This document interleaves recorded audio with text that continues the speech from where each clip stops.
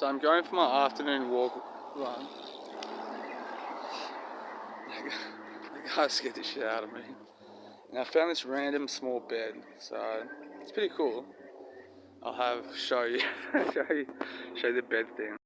Look at that. Bag over there, I can see that. It's probably rubbish, but some clearance have been done, so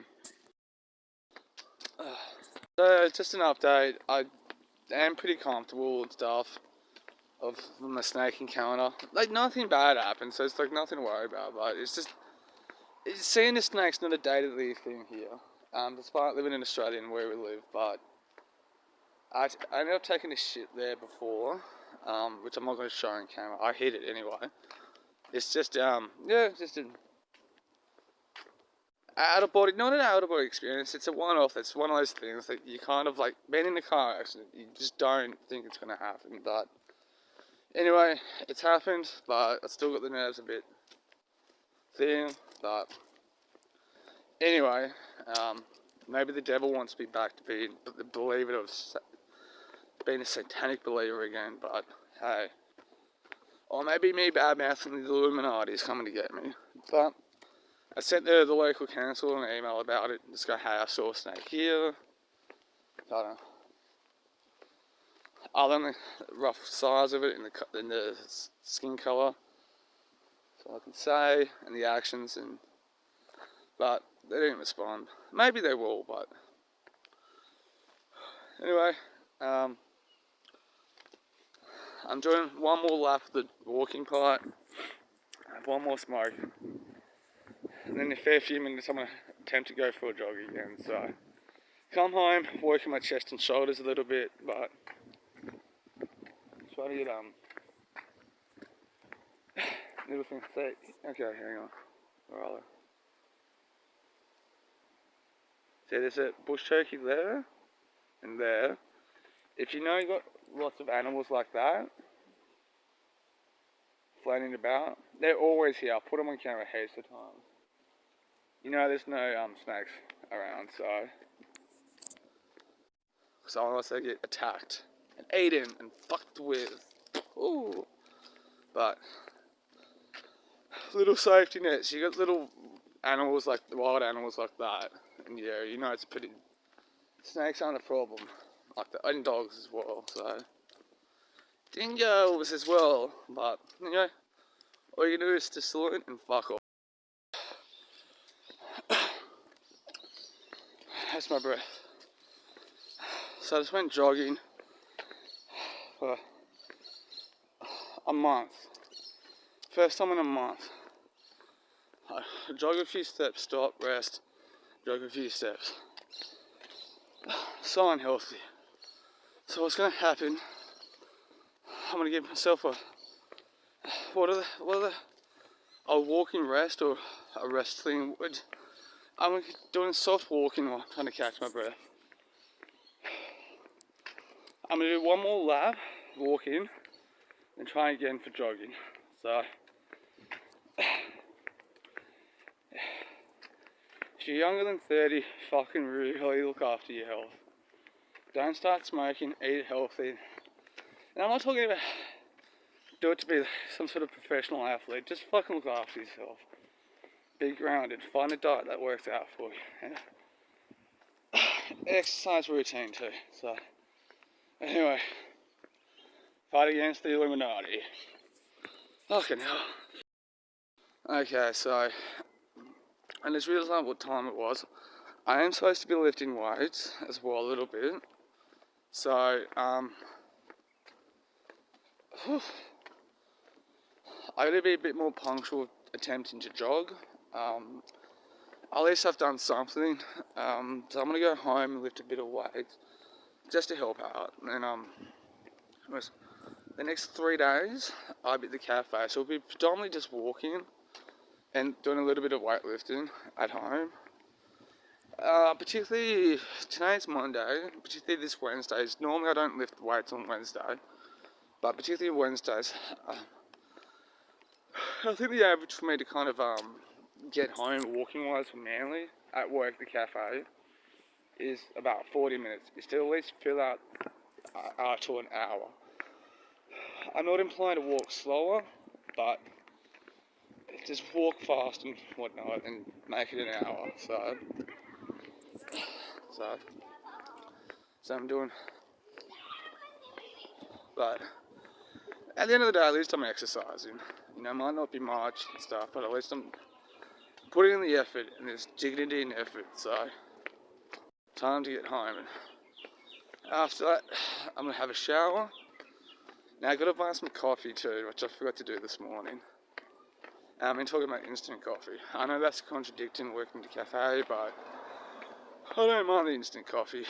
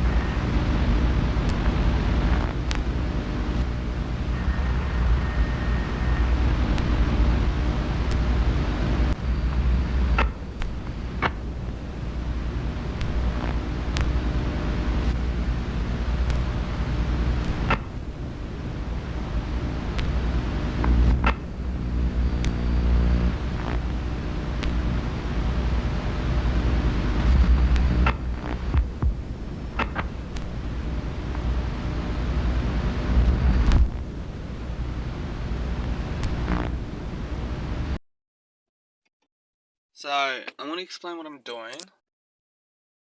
I'm at North Head.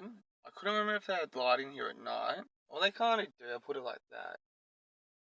And I'm currently looking at the city in Chatswood at night. It's fucking gorgeous. And the bit of the ocean too. So I'm kind of going weird hunting. There's other people here, so I don't know about the weirdness, but you have to fucking see this. Fucking hell.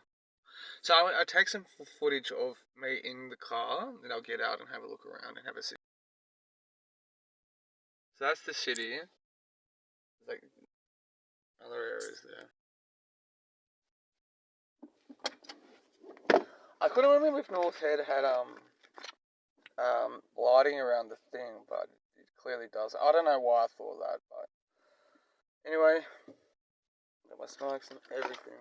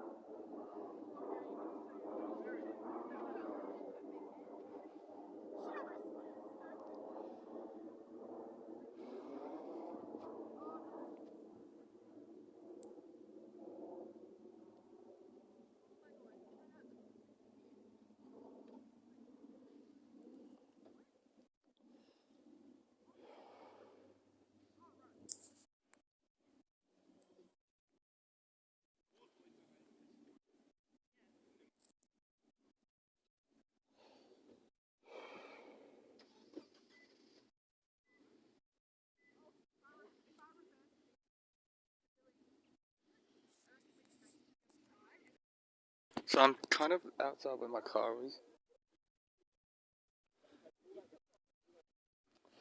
So there's some people over there.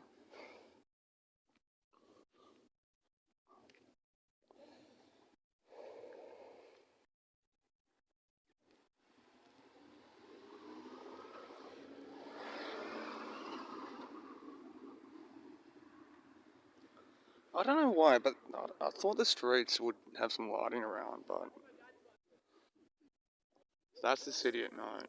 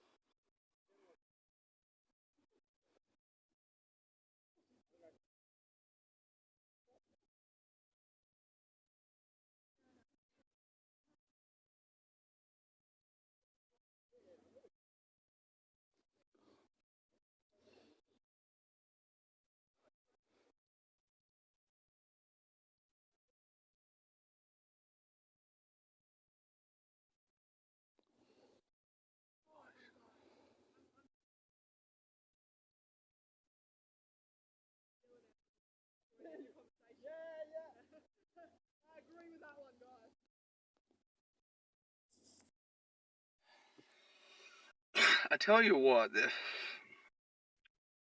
it's actually really, really pretty at night. It's a shame they don't have like minimal street lighting here or anything like that, but can't. In person, it's beautiful. You see lighthouses, Chatswood. I'm pretty sure that's either both Chatswood and St. Leonard's as well. The boat's going across the ocean. Now I'm at North Head, and it's really weird. Even now, I hear like major weird animal noises. Behind me is bushland, walkways, everything. So it's weird animal noises and shit. So um, I'm gonna actually take a shit too somewhere, which should. But anyway, North Head Manly is known for weird shit, hence why I'm coming up here. Thought I'll give it another night. Generally, when I've been to places 2 or 3 times, hang on, I don't know if it's vivid, but there's like flashing different coloured lights in the water. But I don't know, it's probably vivid, but just yeah, it's really cool. Like I'm looking at it from now. It's North Head Manly at night time. Come down, fucking oath, fucking oath. Tops, respect, salute. I wish just moments like this. I wish the dude had like a friend or something to come down and fucking chill out with like this.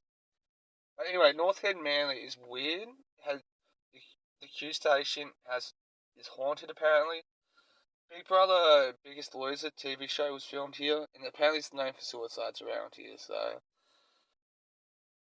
another car coming up. The fuck's that dude's problem too? That guy was speeding as fuck. So it's some weird Jeep shit. Okay. It's just weirdness up here sometimes. I'm hoping to capture it one day. Anyway, let's keep going. So, I don't have here, I'll turn the heater off. So, I won't have any soundtracks. This is just the part of the road that I was on before. So, no entry down there. I don't know why. Maybe it's an exit, but this is just the road. So, hopefully I might see some... In here to my left and right, it's like, World War II sites,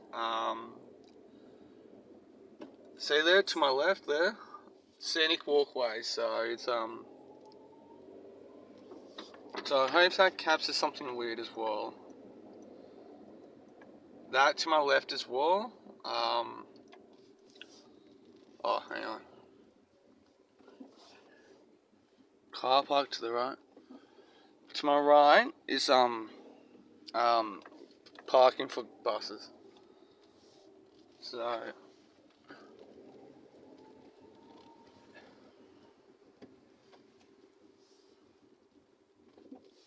this is just like a parking area, I think. There's a Jeep, there's a car to my right there. Which I don't know why that's there. Having a look.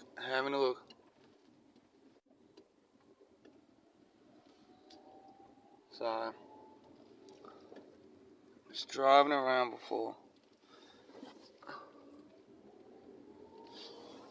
Fucking hell, there's that city again. I love me some night lights. So fucking cool. Fucking hell. Oh, guys, you have to be in here in person. So to my left again, there's some more walking tracks. If you noticed, if you didn't, just rewind the video.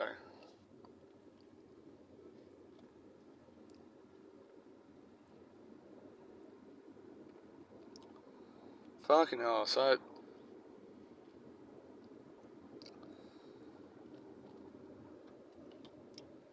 I don't know. Weird hunting, hunting for weirdness. Okay, so I'm coming out here again. I don't know if I should kind of do another Yui. Maybe I should. There's that fucking sign again. Fuck it. Do another loop. I've got the petrol for it now. So I'm doing another loop of the same area I was just at. In hopes to capture something weird. What time is it now? Parking's up further. Buses are... You know what? Fuck you, bus only sign. I'm gonna fucking drive up here. And yeah, this is just for like public buses and stuff, so the bus stop there. So Fairworks walking track there. There's the city again. So I'm just in hopes to capture weirdness. without getting raped or murdered. So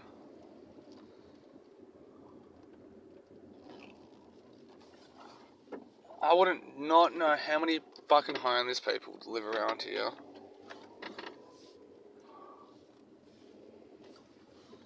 But apparently, unfortunately, a lot of people commit suicide around here. Would not be able to convey it properly in the dark.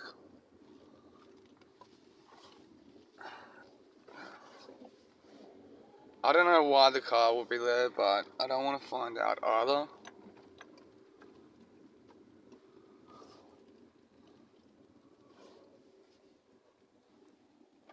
To be honest, no, I'm not going to get out because I know I'm not going to be able to capture anything on camera. I have been here during the day and I filmed a bit of it, so I'm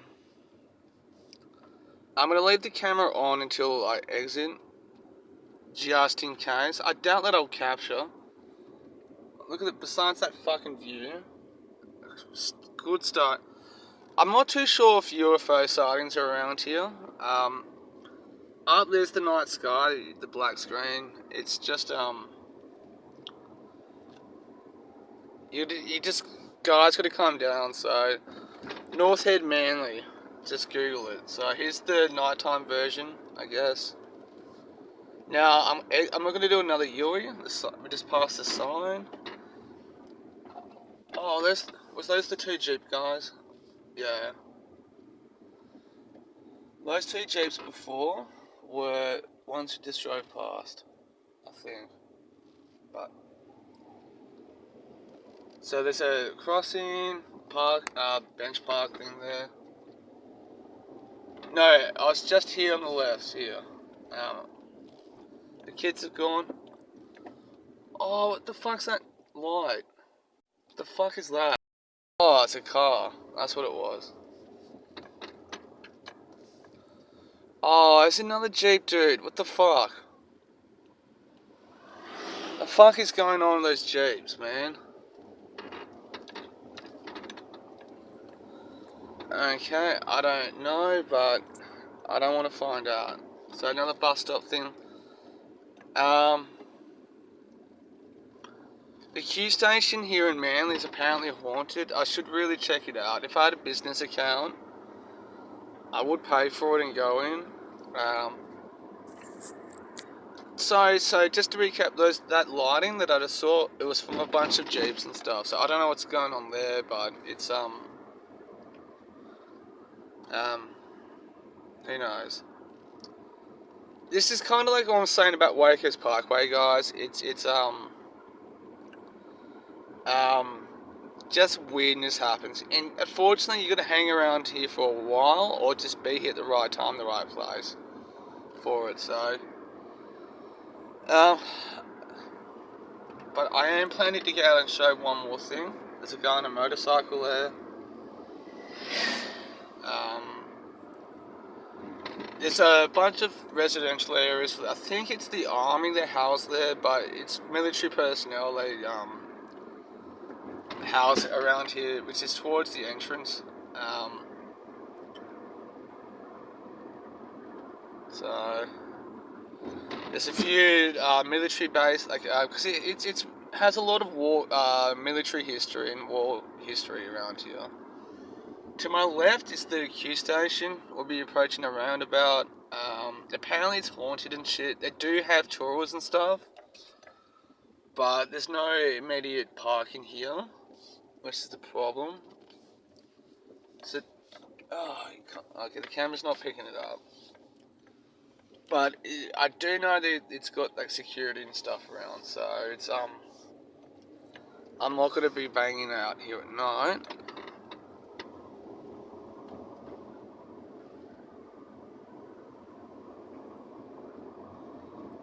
Okay.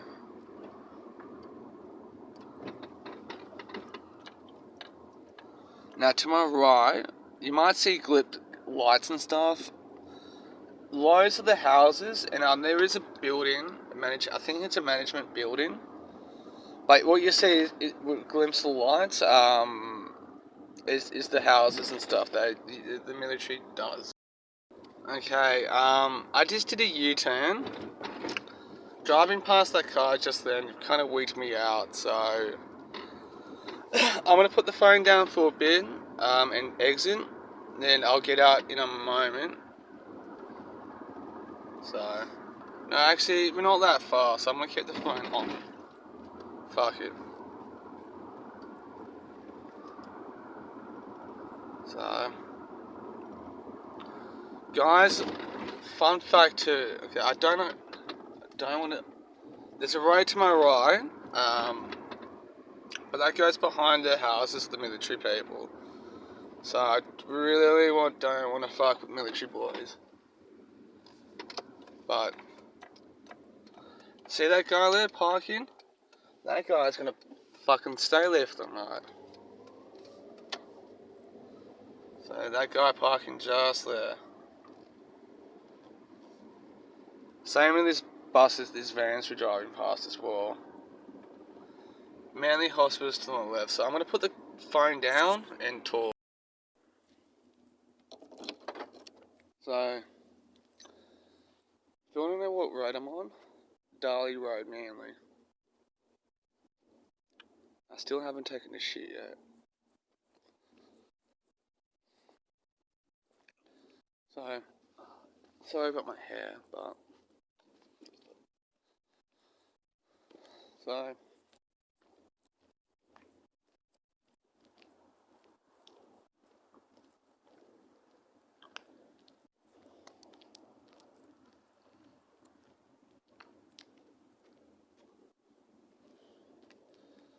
think this is an abandoned hospital.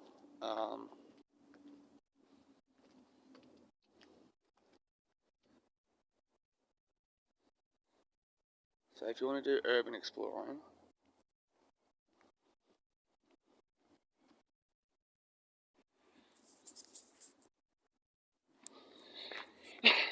pretty sure this falls under expected law, so I don't know if it's abandoned properly.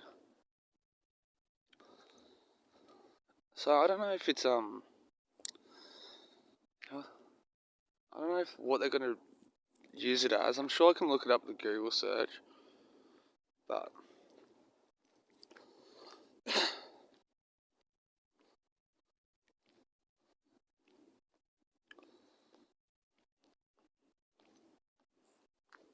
there's a little glimpse inside the gates. I don't know any local legends about this story, but who knows? Oh, dude, look at that. Cancer services. But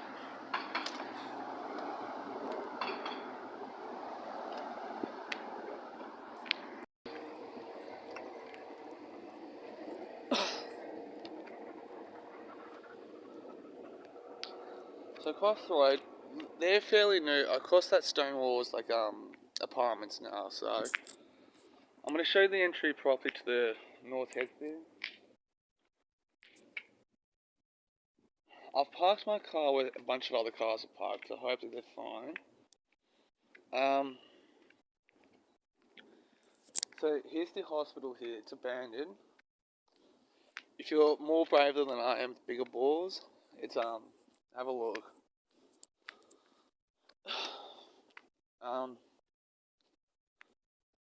I can't.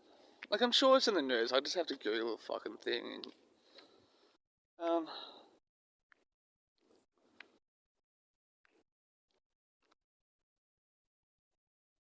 I see someone at the bus stop, but fuck would I know.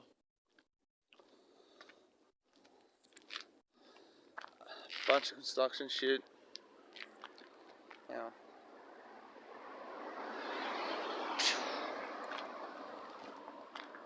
And like illegal car things happen here at night too, so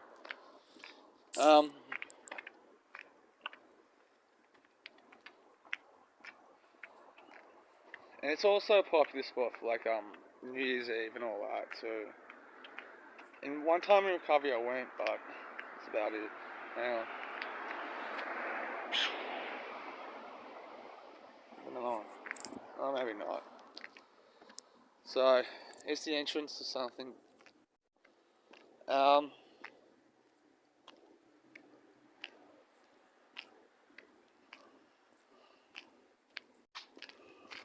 What's this person doing? Oh, you can't. Hey, mate. No, I'm just looking around. Yeah. Oh, okay, no, yeah. So I'm walking up to the north head and all that. So, yeah. Sorry, I didn't mean to scare you or anything. No, you're not scaring me. I thought like you're trying to come. No, I'm just having a walking past and glaring. So, sorry, mate. If I, yeah.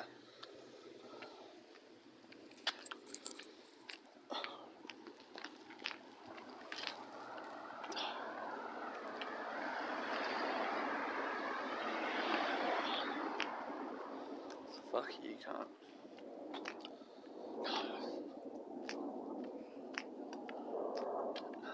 And he seems nice, yeah. But and you go playing dumb, but he's alright. So apartments behind me. Um so I just you have a backup story too. I don't see his car coming up, but apartment empty homes there. So get out. Oh no, I've got time. So right.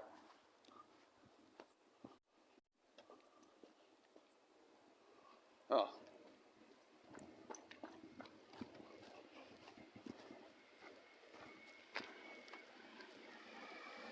Time.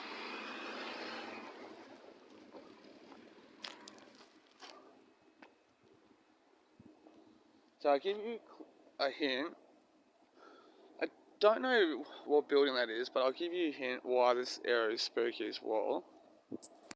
That's the quarantine station, just like these lights here. So,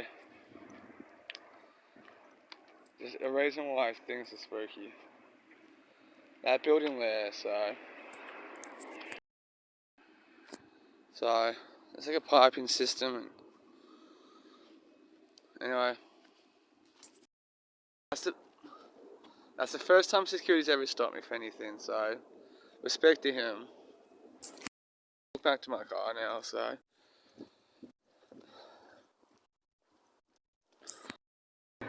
National Tiles has just landed from Spain, a magnificent range of super large.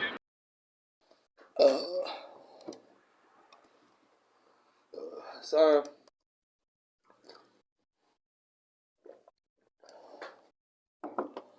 all this filming is definitely unplanned.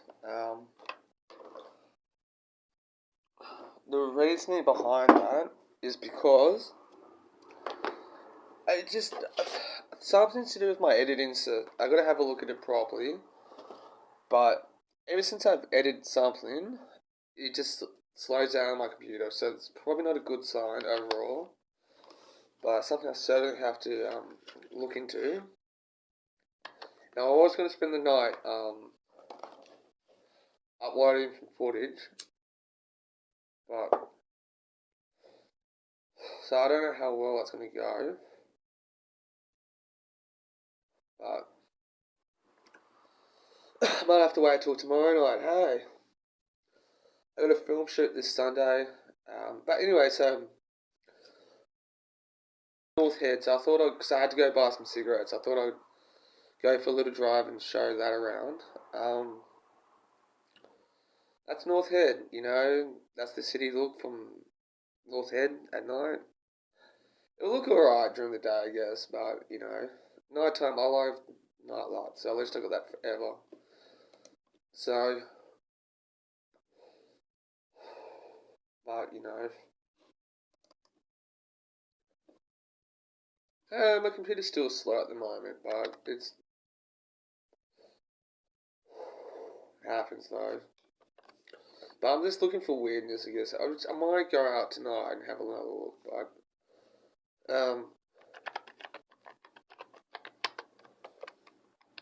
but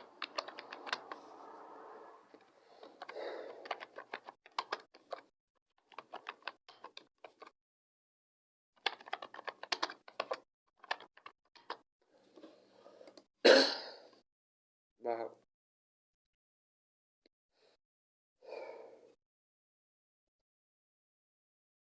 so far I've got up to like not a lot of followers, but it seems like a little stalemate in followers on Twitter. But see what happens though.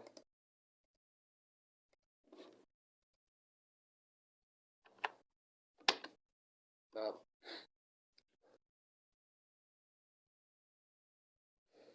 but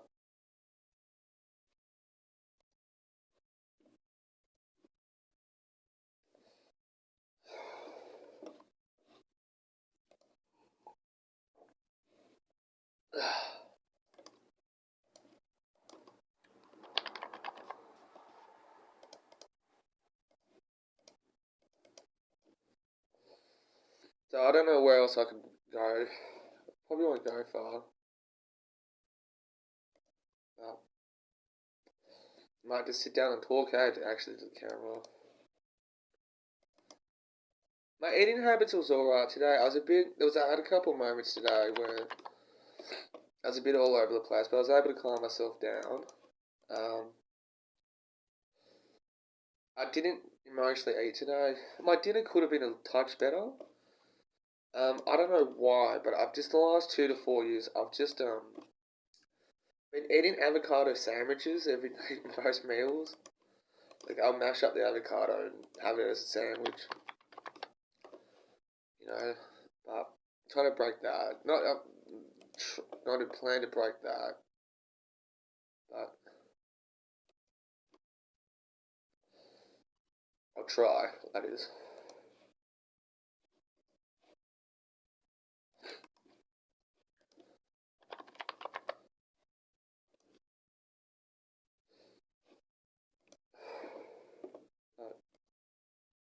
It's easier said than done.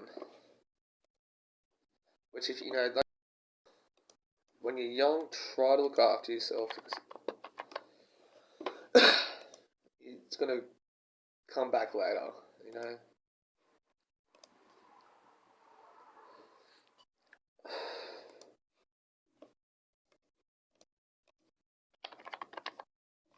So fucking Facebook needs to change its ways too.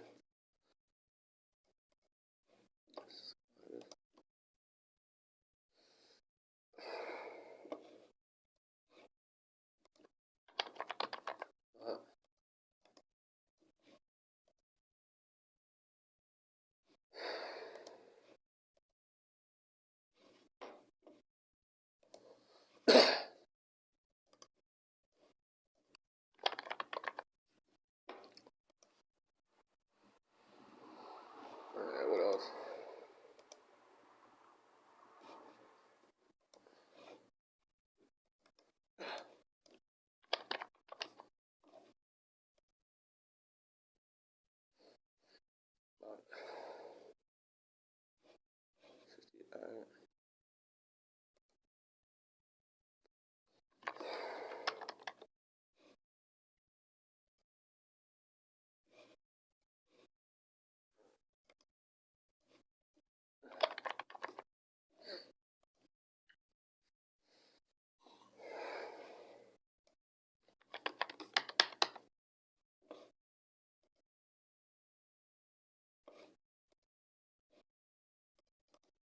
So I'm posting some stuff. Oh, I got to set the new fucking thing to a new um Reddit account too.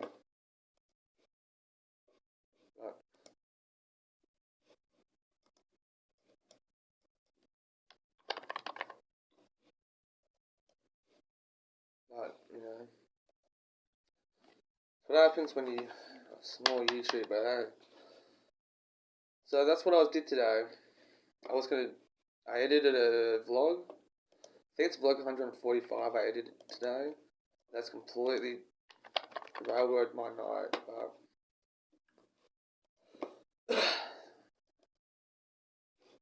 Some fucked up reason my computer was just slowing down tonight. But then took the camera, filmed around North End.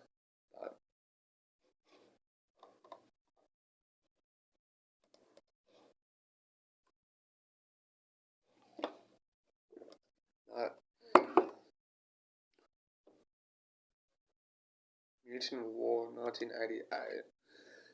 Film recommendation for you.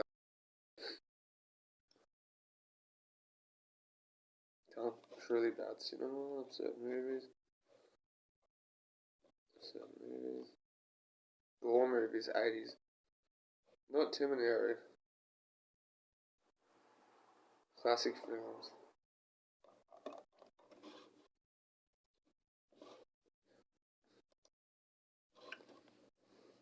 Come on, Reddit. Oh, I was gonna.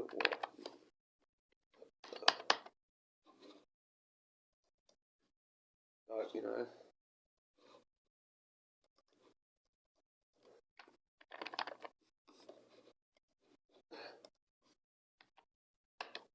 But, you know. Life can be very, very slow. So, extremely. So far, the computer seems to be working back to normal.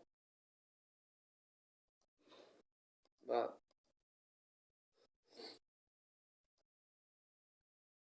I really need to get this done. Big day meeting everyone at work.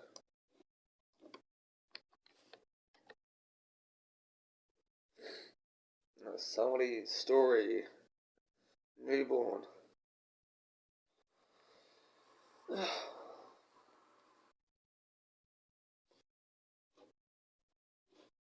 What the fuck?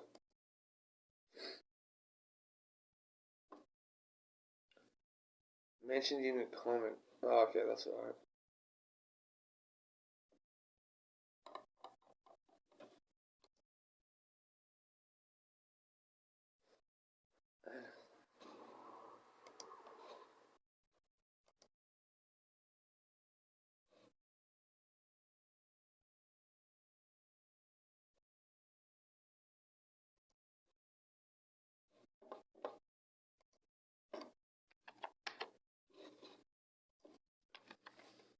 Why wasn't this working before? Like, maybe I should go back to my original plan, but fuck it, do it tomorrow. Just vlog for the night.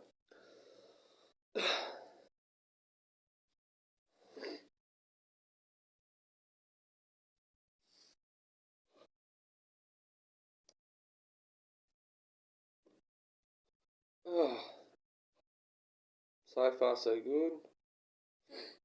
Cinnamon here. This bloke posted okay.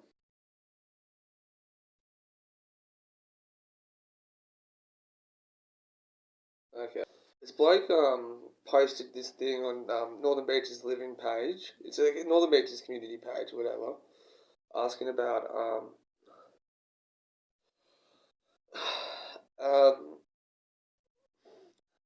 about doing YouTube videos.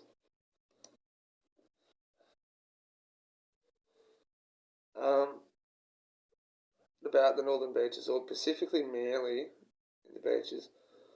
It's just asking for feedback.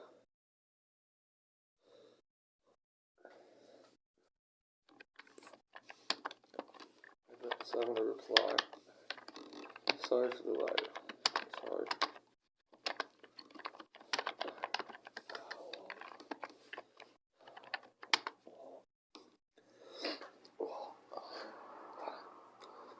So I'm trying to think of an email quickly to respond.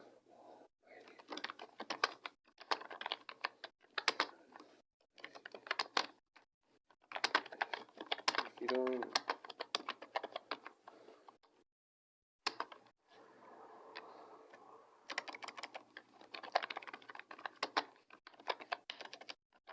For the first time.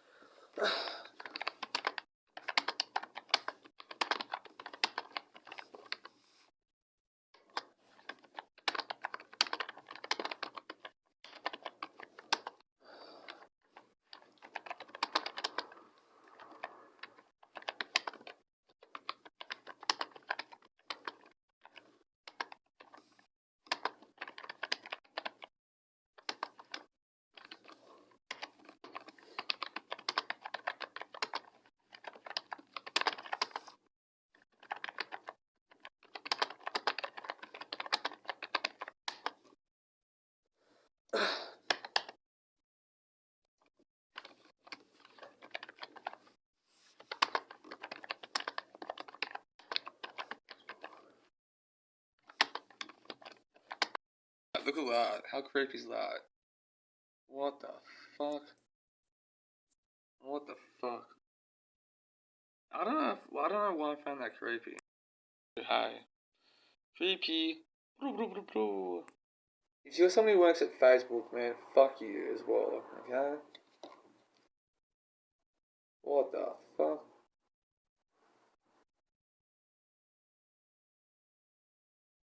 I don't even want to know. But what the fuck?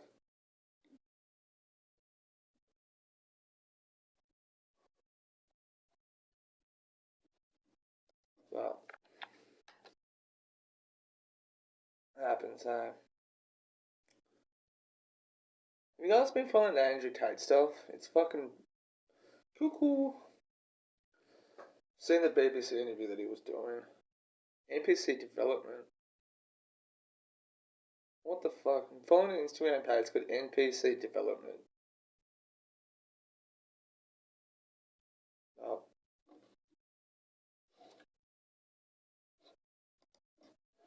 Well, that's the thing. Oh, jeez. Okay, I think that's Turkish. Well, the video is showing me Turkish. With Turkish subtitles.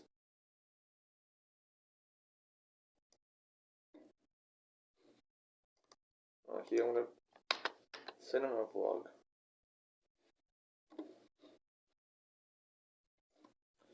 The genius of an unsung filmmaker.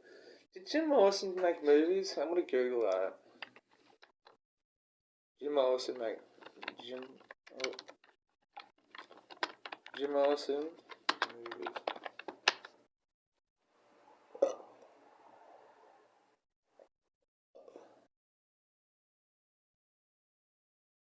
Oh, so it's this like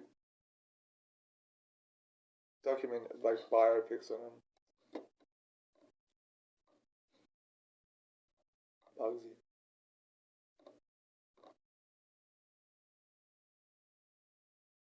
50. Okay, the Val Kilmer movie's got like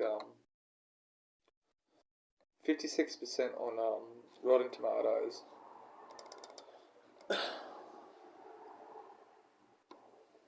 But that happens.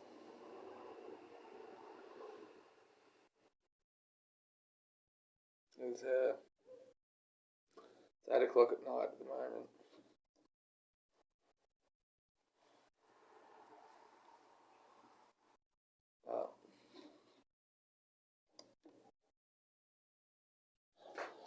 I want to put a jumper on. Oh, cunt.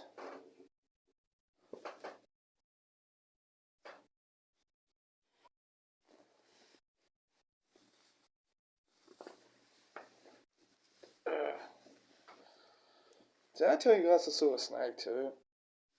Trippy. It's trippy seeing a snake in person like that. I'm almost like paranoid that he's gonna fucking come and get me.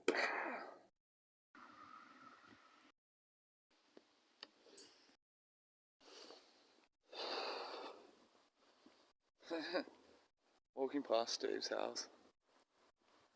The first time I ever met Steve, it was a lesbian couple who she lived next door to him.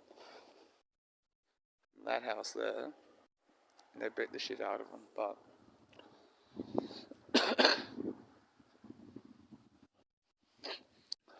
oh, I'm not gonna walk around like I did before. I want to find a space like this where I've got good lighting.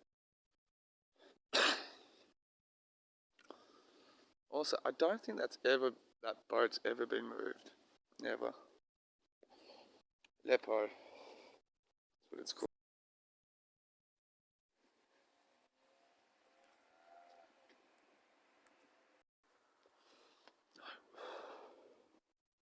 But look at that.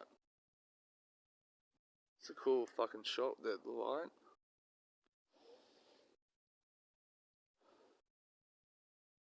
I love me some cool street lights.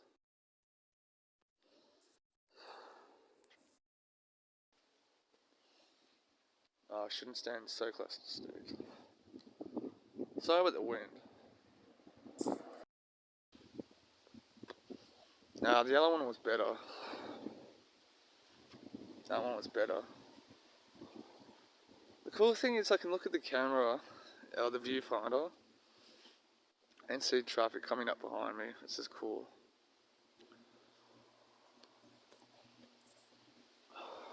Stop. Fucking hell, imagine what people think when they see me out like this. One time I was taking my nephew out for a walk, and we found $20 on the sidewalk. It was so cool. But, yeah.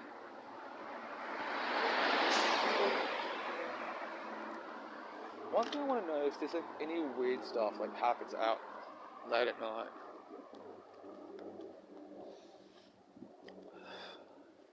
We found the $20 just outside this house this year. So cool. I bought myself a cup of coffee. My housemates like sweets, but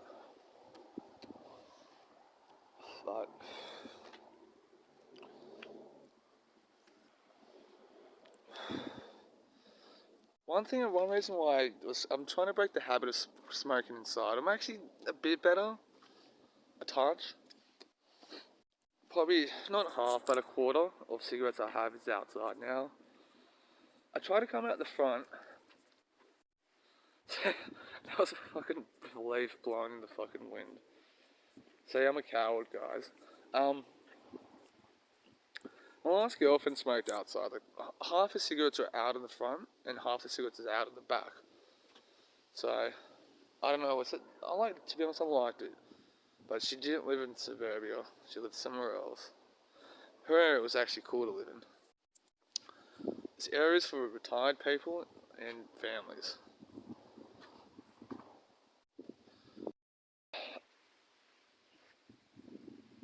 But who knows?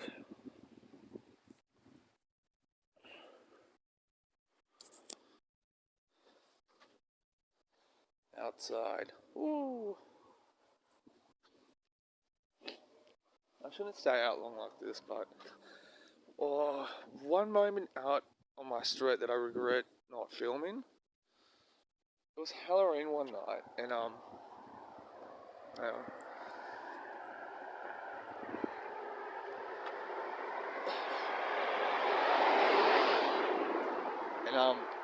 you know, every couple of nights I go out late night walking. So this particular night I was going to do 2 or 3 laps on my block, and that's about it.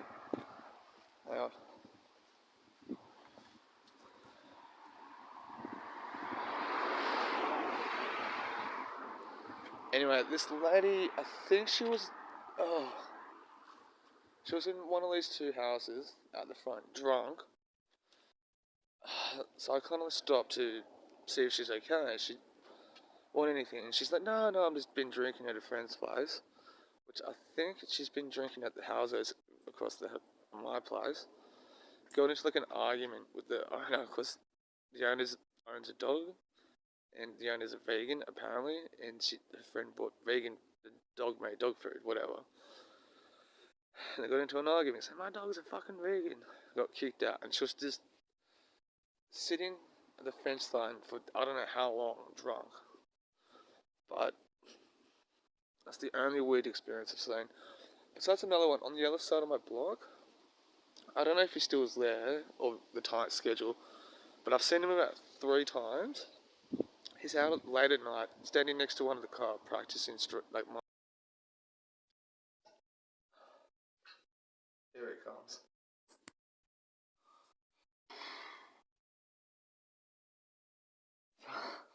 I've been waiting to this shit for at least 3 hours or something. Oh god, it's not coming out. Oh, I wonder if that's a community of fetishes. People go to the toilet, like taking a shit, taking a piss. I wonder if there's like a sexual fetish for that. Fucking hell. I know Nick Crowley did a video thing on that YouTube community about people sleeping. Check that one out, it's weird.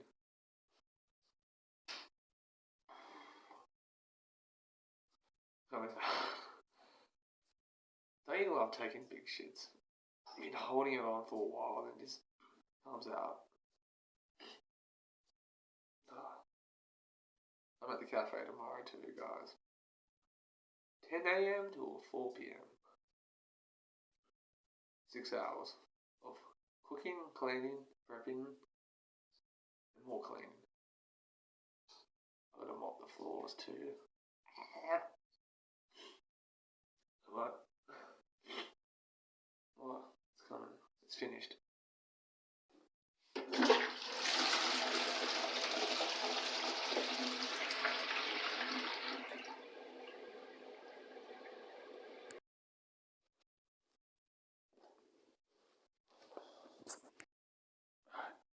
Let's go outside to see if anything weird pops up.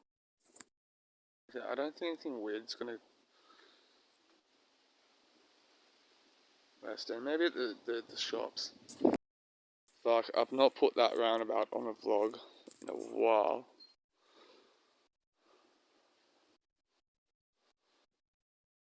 Maybe. Is it maybe do the lights change like throughout the night? Like it's bright during peak times, but it becomes a bit more soft during night times. I don't know. Oh, look, a truck. A truck's coming. Look at the lights moving to the. Fucking hell, look at the lights on the road. Fucking hell. Oh, it's going through the roundabout. No, he's not. Go! Nice. That guy didn't cause a car accident. What the fuck is that?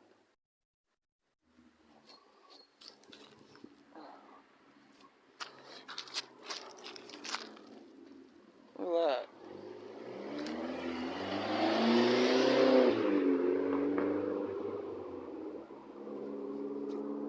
It's a little doll's head. I just found it. Fucking hell.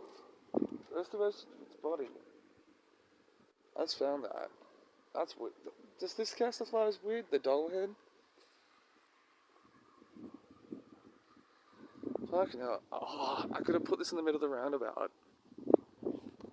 Fucking oath. I don't know where the rest of the body is, but look at that. It's disgusting, hey? I'm touching it.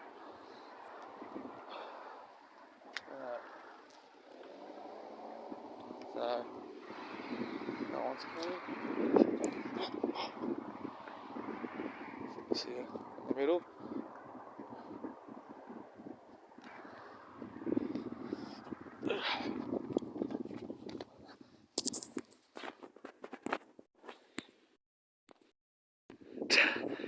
can't really see it, can you? I'm gonna leave that there, okay? I think I did talk about how the food shop's closing, but it's pretty sad. They're actually good people. Their business went down from fucking. I thought what? I bet anything. Oh, maybe not. What kind of shop? Like, it looks kind. I know the camera's not picking it up, but it does look a bit more cleaned up. But I want to. Something tells me it's going to be a cafe. Maybe not. My landlord Harry, he reckons it should be should somebody not owning like a restaurant at these shops is like missing out some good business. But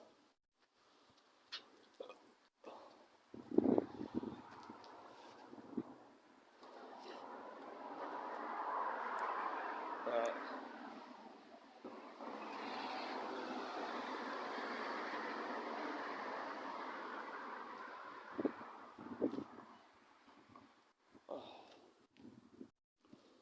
no, I don't see any weird things here. I wonder how long that doll's head's gonna last for.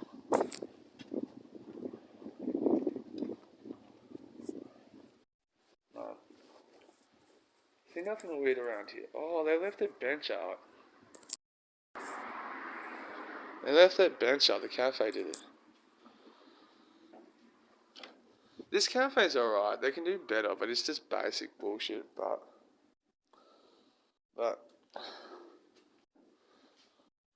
wonder why they left it out. The bench out. I'm gonna sit on it. Sit on this bench. One reason why I do things, it kind of clears my head a bit, just doing, calms me down a bit.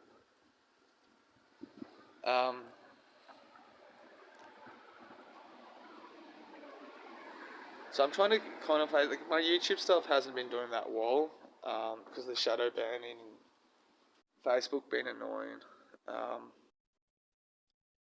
It's bad timing, I guess, but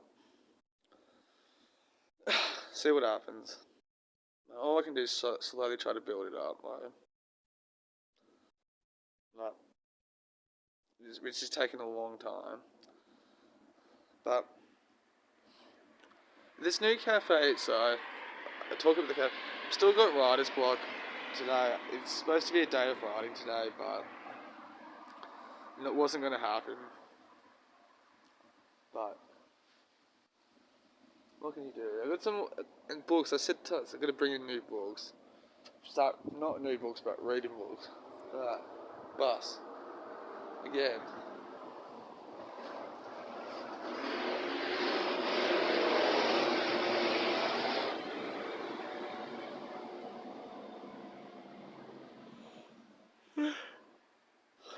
Imagine the weird shit bus drivers get, but seems.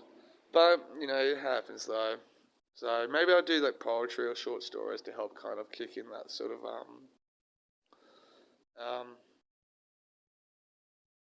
that sort of help writing sort of stuff. But hopefully in the next junkie volume, junkie notes books will be bigger, detailed, and everything.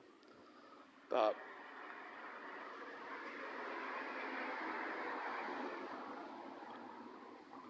what if people think of me just standing there? That guy just slowed down when he saw me. I don't know why. Even when last week I got told I thinned out a lot, I still feel fat. So hopefully that the mindset of being at work and being around all that food helps puts in something. But I've accepted. I would never have that sort of that body that I probably was one would be hoped for. But those guys, dude, the amount of dedication people, but they miss out on other areas of life, and sometimes the most fulfilling life is the most varied lived. That makes sense. But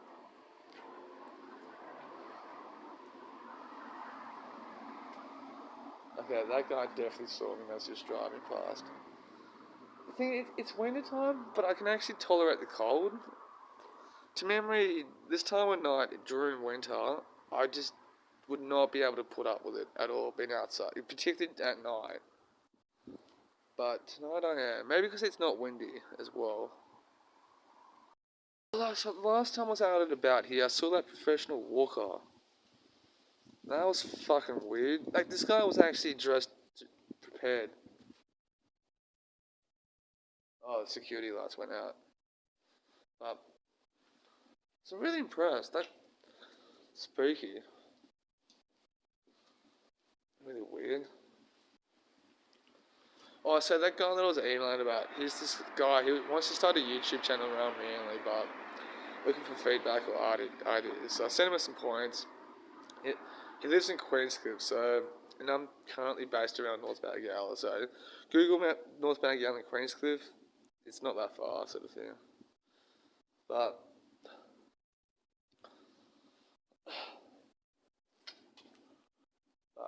that's the thing. But this night's just going to, not just shit, but it's just not what I'm thinking of. So I wasn't planning to vlog tonight. I was just going to clear all my footage tonight, and I fucked around and thought that I started filming. Just thought, fuck it, why not? Continued to film. Oh, there's a plane in the sky. Hang on. Can you see? That's a plane. Where is it? There it is. That's a plane.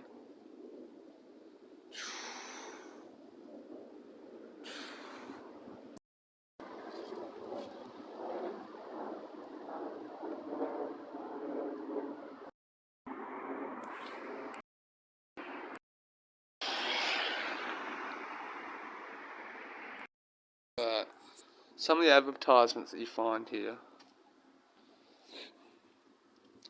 These guys, I went to school with these guys.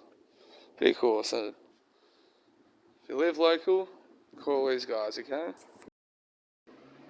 Oh shit. But, just hanging out. So I seen a guy and a dog. Somebody posted mail. Found a fucking doll's head. So,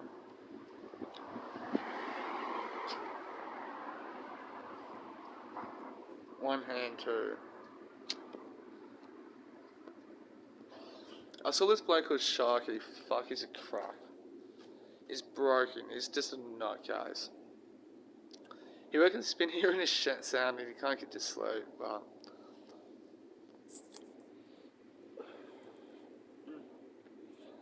he's gonna move somewhere. Apparently, he says Manly, but poor dude. I think he's got no friends, but he's nice to me though. But the whole street hates him though. Like,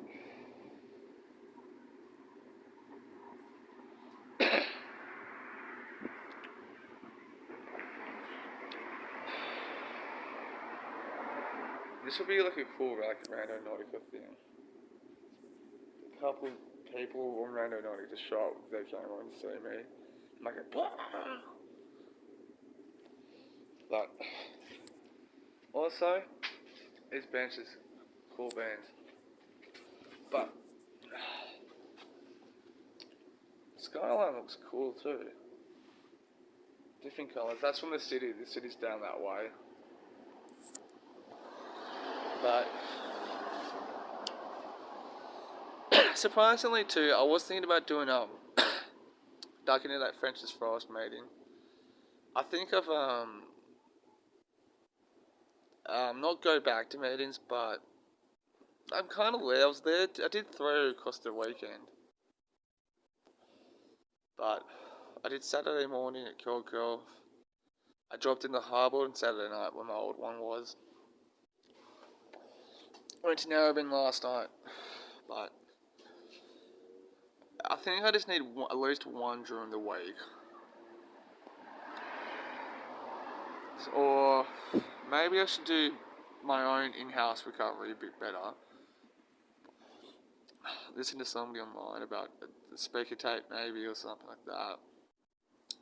Drop into a Zoom meeting for a few minutes. And fucking that makes sense. Does it make sense to you?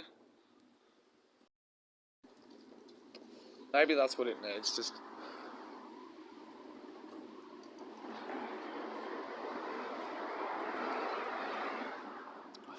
a little bit more self-care throughout the week.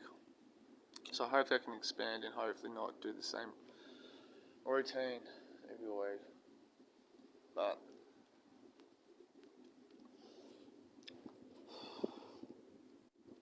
well,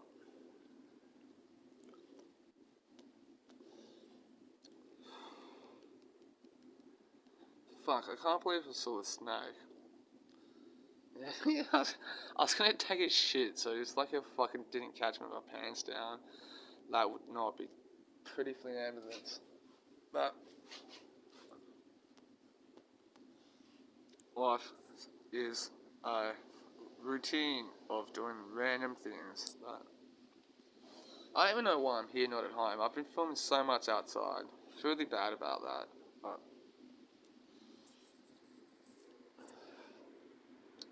I think that's been the byproduct of not doing like heaps of meetings too.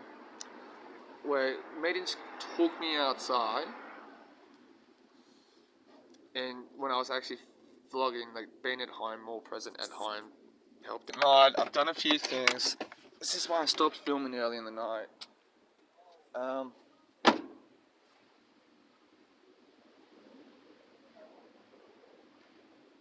Fuck, they're drunk. Some drunks.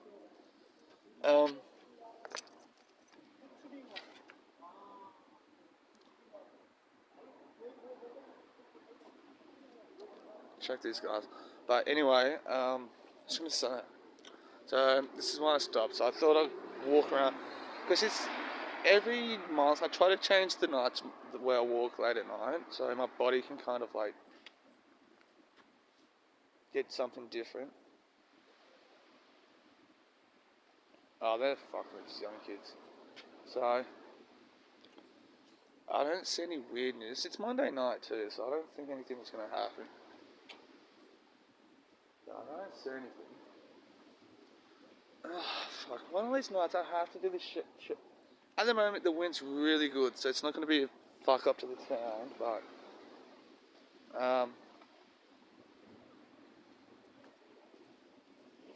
see what's happening. One of these days, I'll have to do just to stay at home and vlog at home rather than fucking out and about like this, but just walking around Manly. But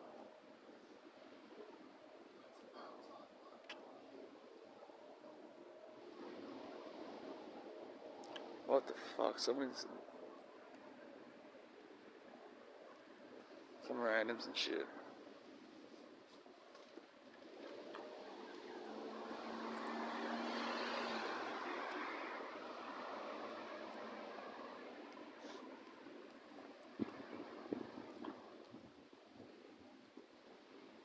Man, it's fucking quiet.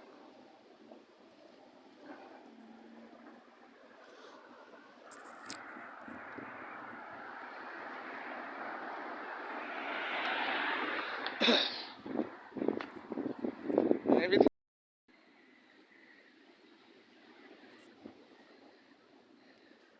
Everything's. What's up there? You're fine.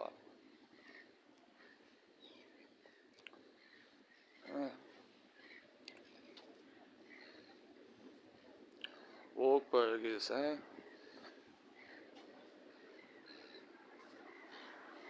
I don't know. How's that happy hour? Look, happy hour? And it's like for 3 hours there. What the fuck? Monday to Friday, what the fuck? Okay, no. Some of the staff here just don't want to be there at all. But it's alright. Milk crates. Dude, seagulls. Fucking hell. And look at that. Wahlburgers is right next to Starbucks, so the Illuminati's certainly taking over here. They're pretty close, hey?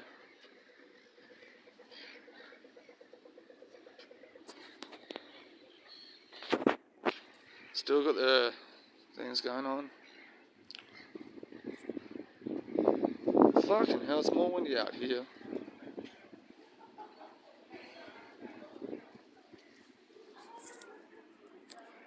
You know, the Stain's got hotel rooms too. Oh!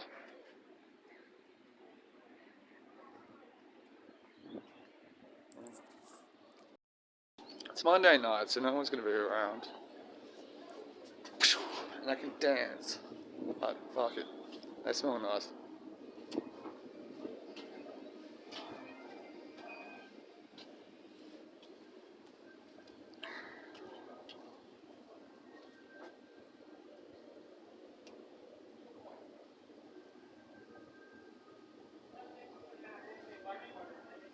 What are they fucking doing? They're standing around like...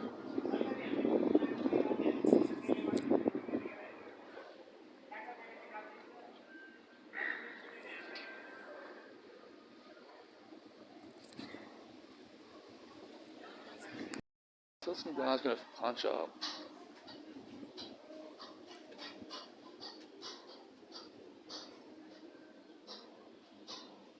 So I thought a bunch of dudes gonna punch up.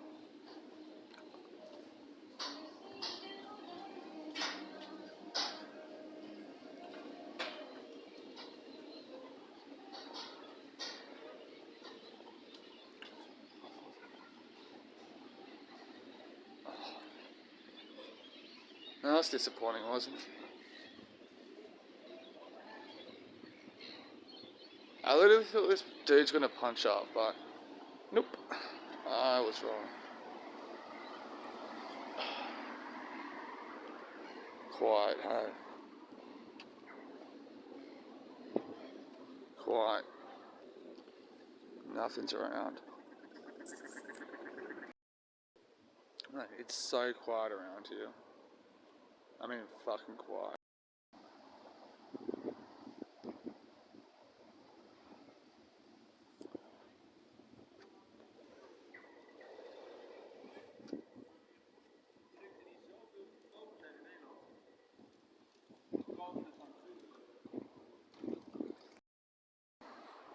Nothing. It's kind of half hoping that hippie lady will be there, but not tonight. Not.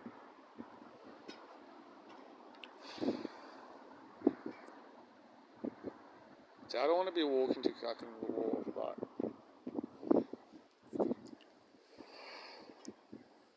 see, look at homeless dude walking past, but somewhere over there. The wind's pretty fucked up, so.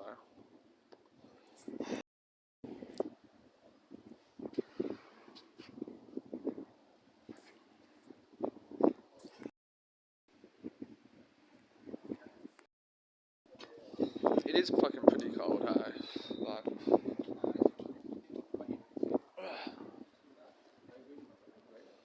But knocked off? Yeah. What's she doing? Like, Manly's changed so much since I was a kid. It's safer, I'll give it like, it's safer and calmer. I'll give it like. What the fuck's she doing, man?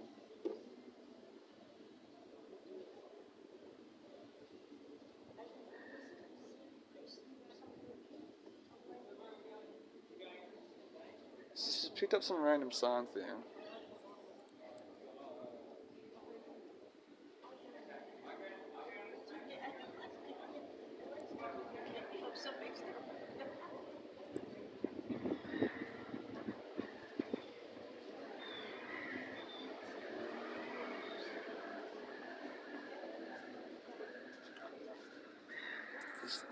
Some lady's like randomly talking or something.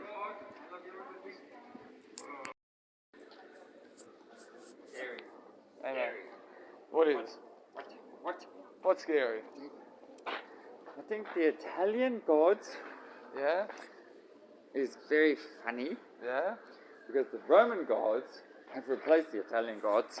Now they we Aren't just they laugh the at all the things. Yeah? Anyway, Yeah. I'm dead.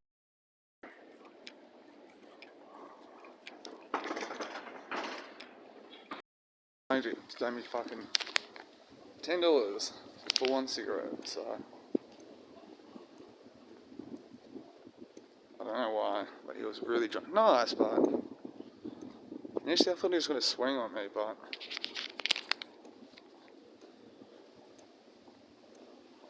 he's gone off to take a piss, and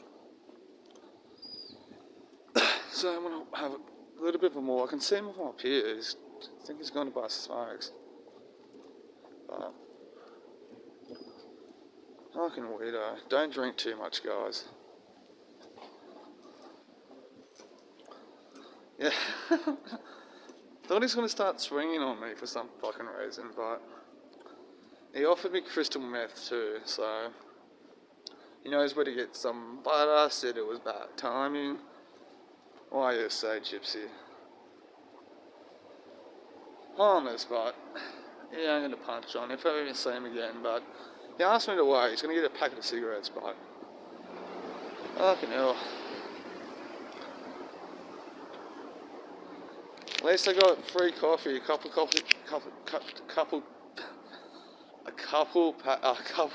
two. Tomorrow morning I got two free packets of, 2 free cups of coffee tomorrow. So, hey, no Illuminati here, huh? Sometimes the gods laugh and go, remind me why I shouldn't be drinking, such as that dude. Also, Fusion Point, I don't know why you fucking, leave your TV on. So, leave all the tables out. But, at least when you start in like 6 in the morning, you don't have to fucking do all this shit. But, oh, yeah. That's how I wanted to talk to that homeless woman. But, she's not here. Or maybe she's walked up the wharf, which I don't want to go to. I saw fucking watches. My ex's friends, they're fucking all drug addicts. I just saw one of them. I'm not gonna say his name, but it's fucking kids' friends. They're all fucking drug addicts. Every time he sees me, he asks me what day it is and the time. So it's just sad. Actually, look, I shouldn't be judging because I really got that bad. Like towards the end of my own active using, sometimes I didn't know if the sunrise was the sunset or the sunset was the sunrise. The only sort of like major physical difference in the outside was if it's nighttime or day. That's how bad I got too. So it's too bad I didn't get like on camera. It's just,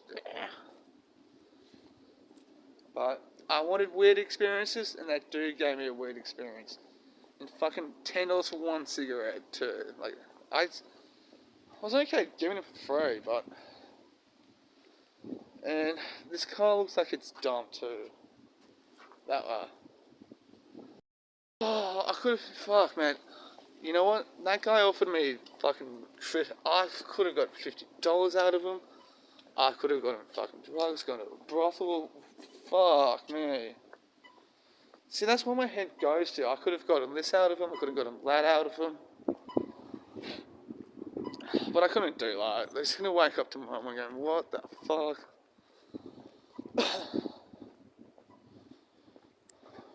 But Jesus Christ. Oh, that's where my head just went to, that dude, that drunken dude that came up. You probably can hear him in the audio. Fucking hell, I could have taken money off that dude and... Fucking hell. Seriously.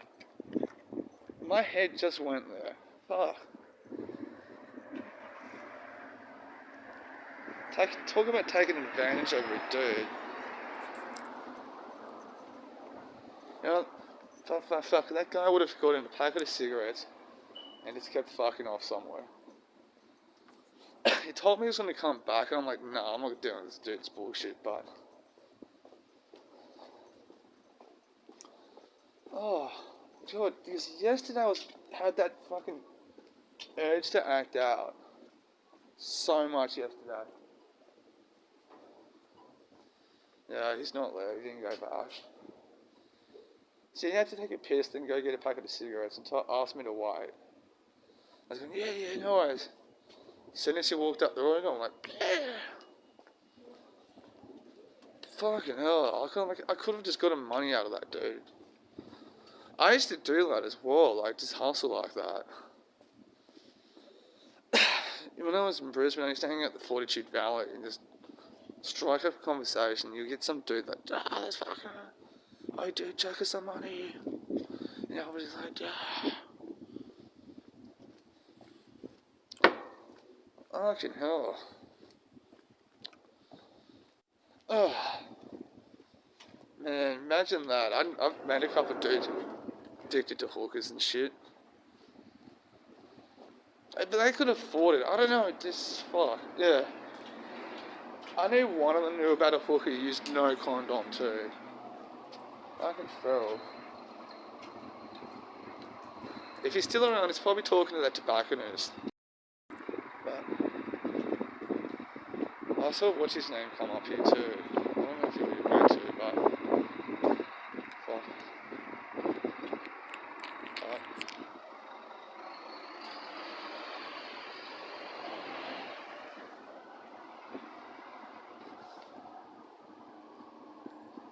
Oh, it's not the tobacco shop, no. Why? Well, if he had any sense, he'll fuck off home, so. But, you know, when I hanged out at the valley, dude, the amount of money I took from people was unbelievable. Oh, hey boss, chuck us 50. Oh, okay. Yeah.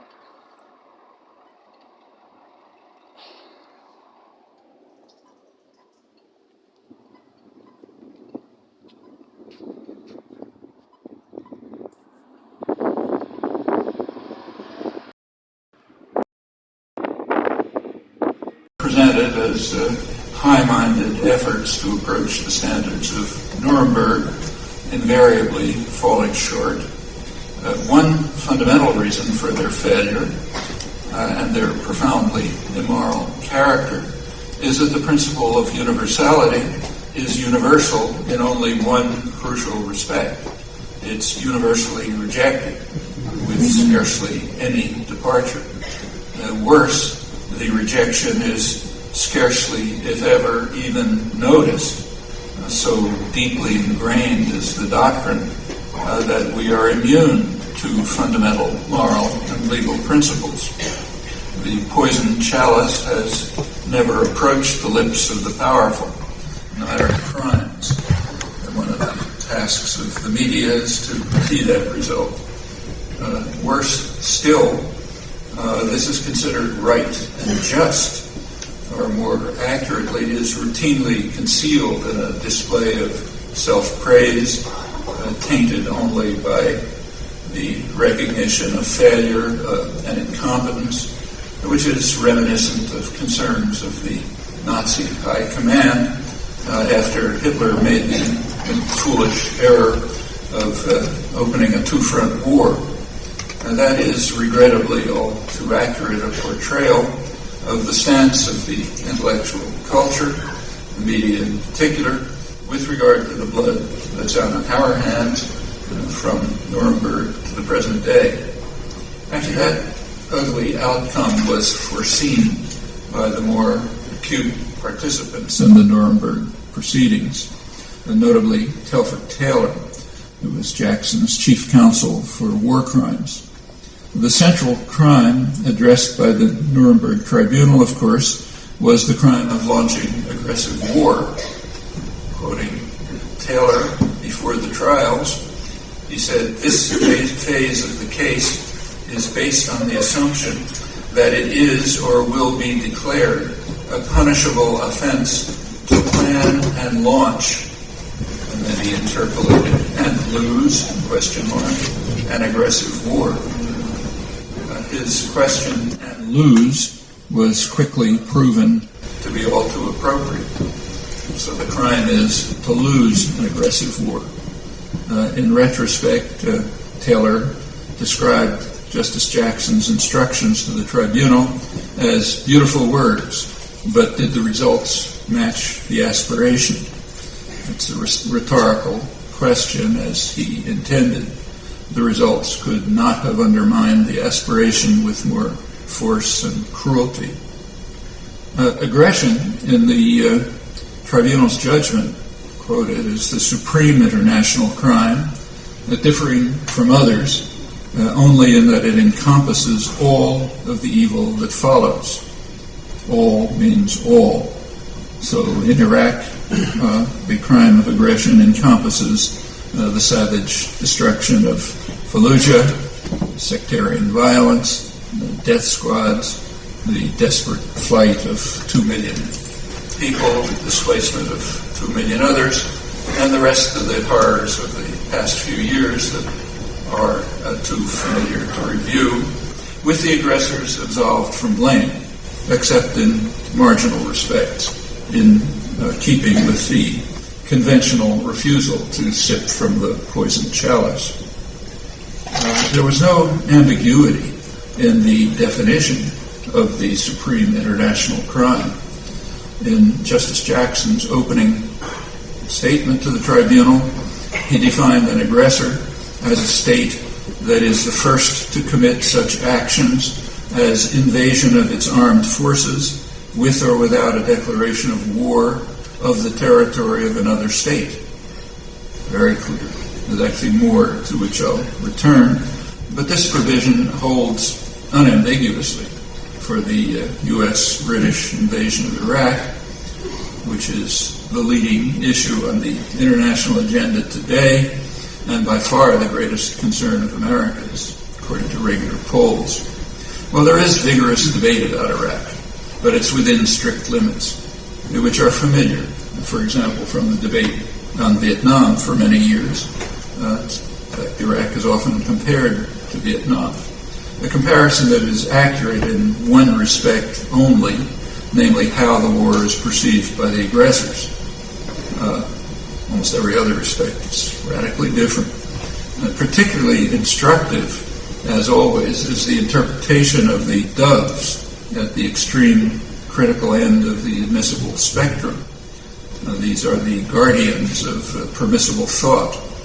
In both cases, Vietnam and Iraq, the doves condemn the war as a quagmire, too costly to us. To quote one representative example from Vietnam, way out at the extreme of critical commentary. At the war's end, New York Times columnist Anthony Lewis explained that U.S. intervention began with blundering efforts to do good, but by 1969, most people realized that it was a disastrous mistake, that the U.S. could not impose a solution except at a price too costly to itself. 1969 was a year after corporate America had called for the enterprise to be liquidated, the U.S. having attained its basic goals.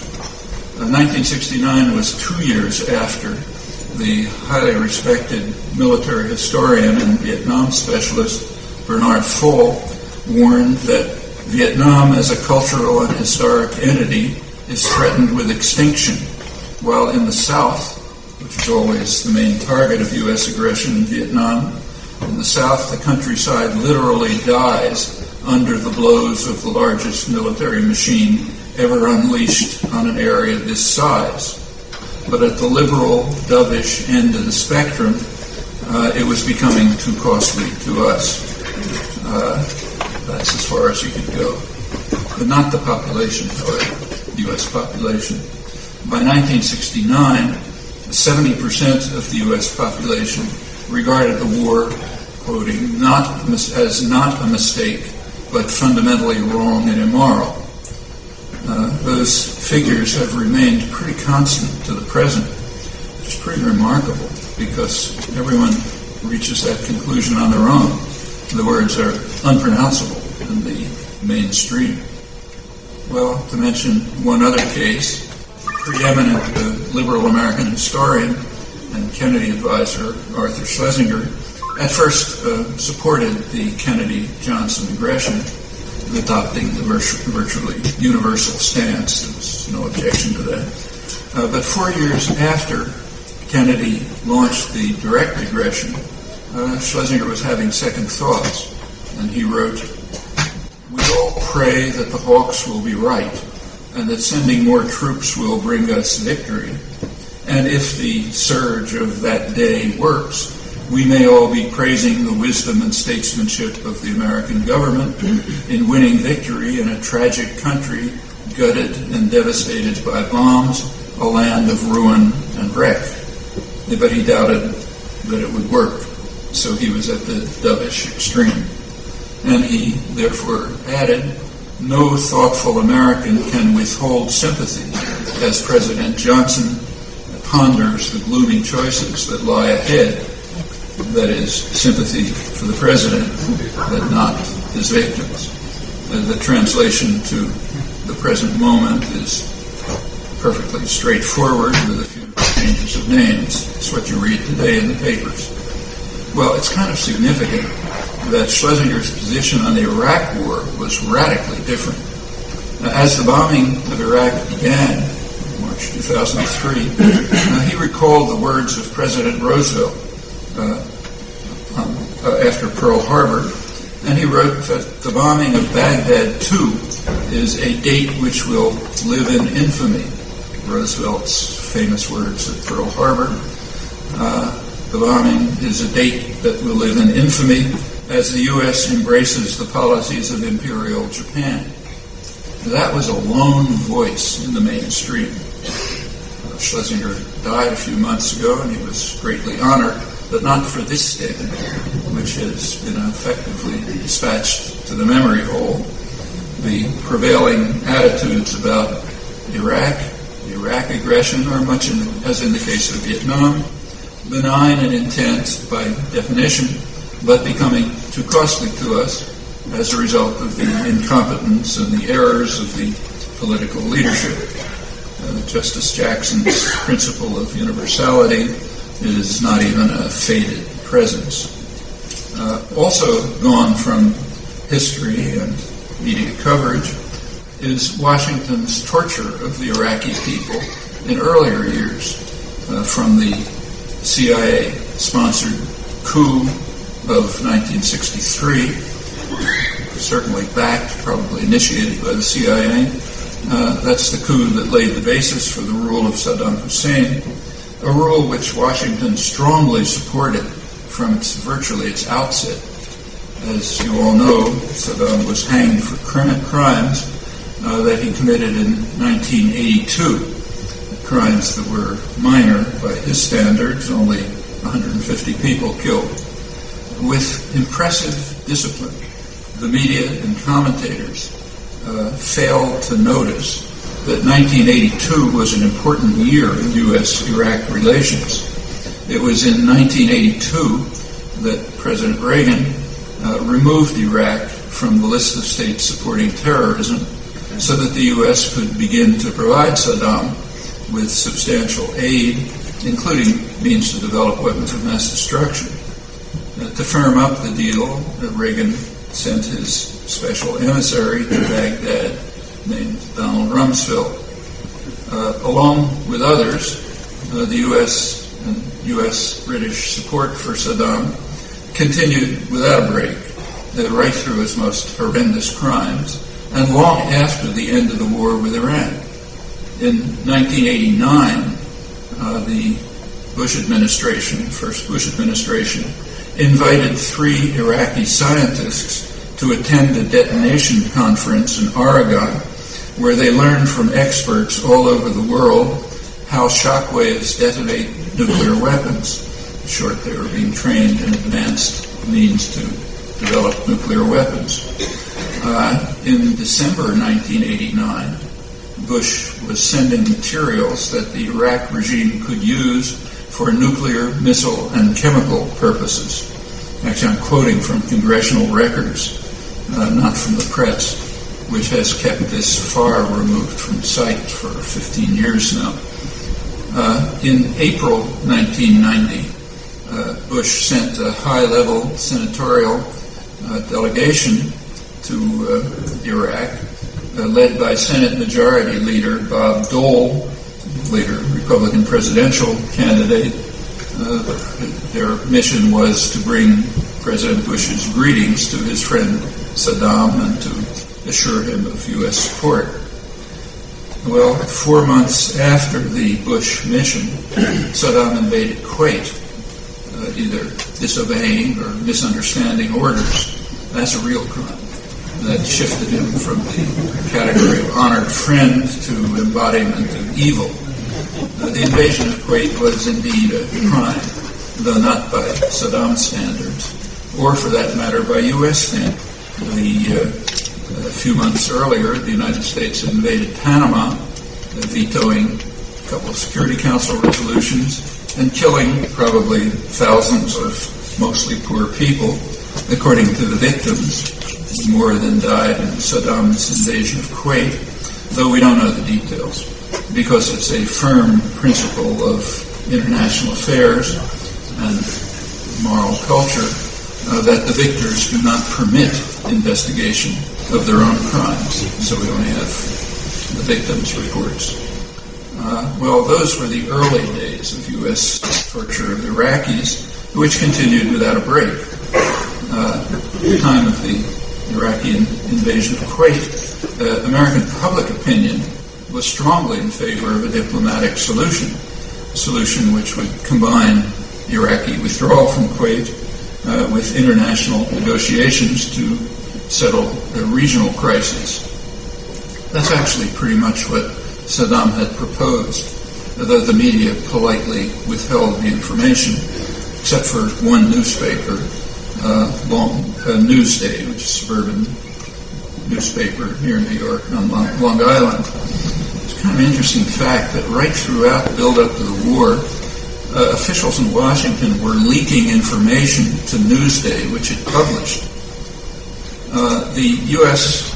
British attack devastated Iraqi civilian society, which it was aimed at, and it was followed by a return of support for Saddam Hussein, as he then turned to the slaughter of Shiites to suppress an uprising that probably would have overthrown him had he not been effectively authorized by Washington to crush it. And the reasons were not suppressed, they were frankly acknowledged. New York Times Mideast correspondent Alan Cowell, still the Mideast correspondent, he explained that there is a strikingly unanimous view among the United States and its allies, Britain and Saudi Arabia, that Saddam offered the West and the region a better hope for his country's stability than did those who have suffered his repression. So we therefore unhappily have to support Saddam's crushing of the rebellion. I'll return to the interesting concept stability, which is regularly invoked today too. Well, at that point, the task of torturing Iraqis was turned over to Bill Clinton. That's the sanctions regime, which was so visibly murderous that by 1996 it was felt necessary to introduce a humanitarian modification. That's the Oil for Food program, which magnanimously permitted Iraq to use a fraction of its own resources to save its own population from total destruction, though in sharply limited ways, carefully controlled by the United States and Britain.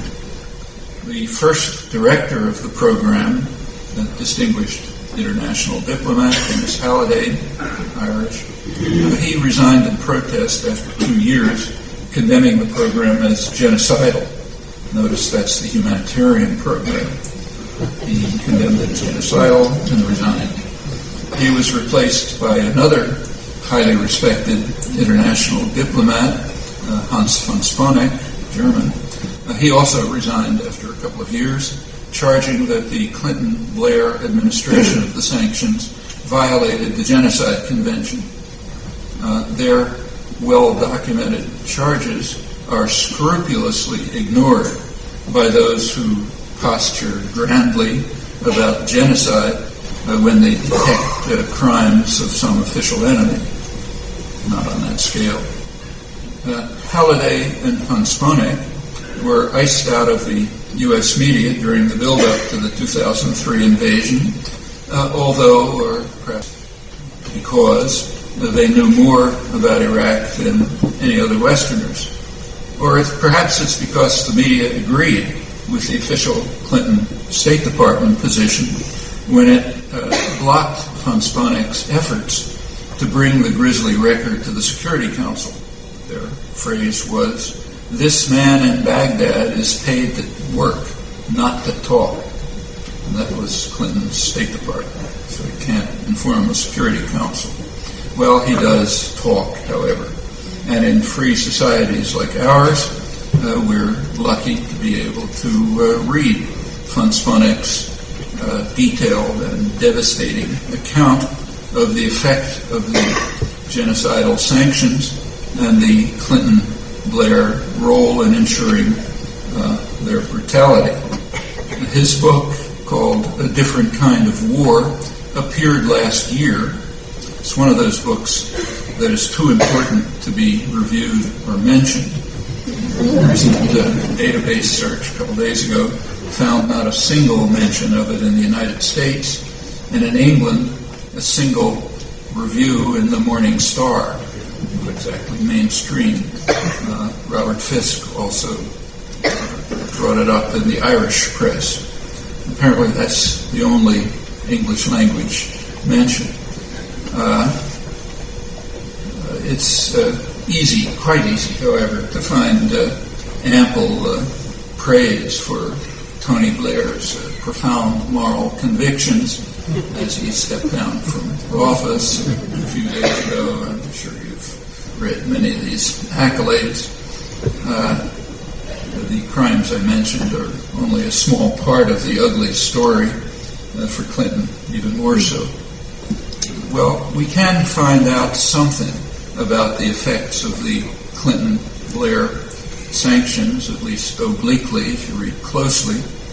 So a couple of weeks ago, the media did report that Iraq has suffered the worst increase in child mortality of any country on record. If you look at the small print, you'll notice that is since 1990. That is as a result of the sanctions regime and the war. And for the liberal hawks, a retrospective justification for the war, after the failure to find weapons of mass destruction, is that at least it rid the country of a brutal regime. That has the merit of being half true.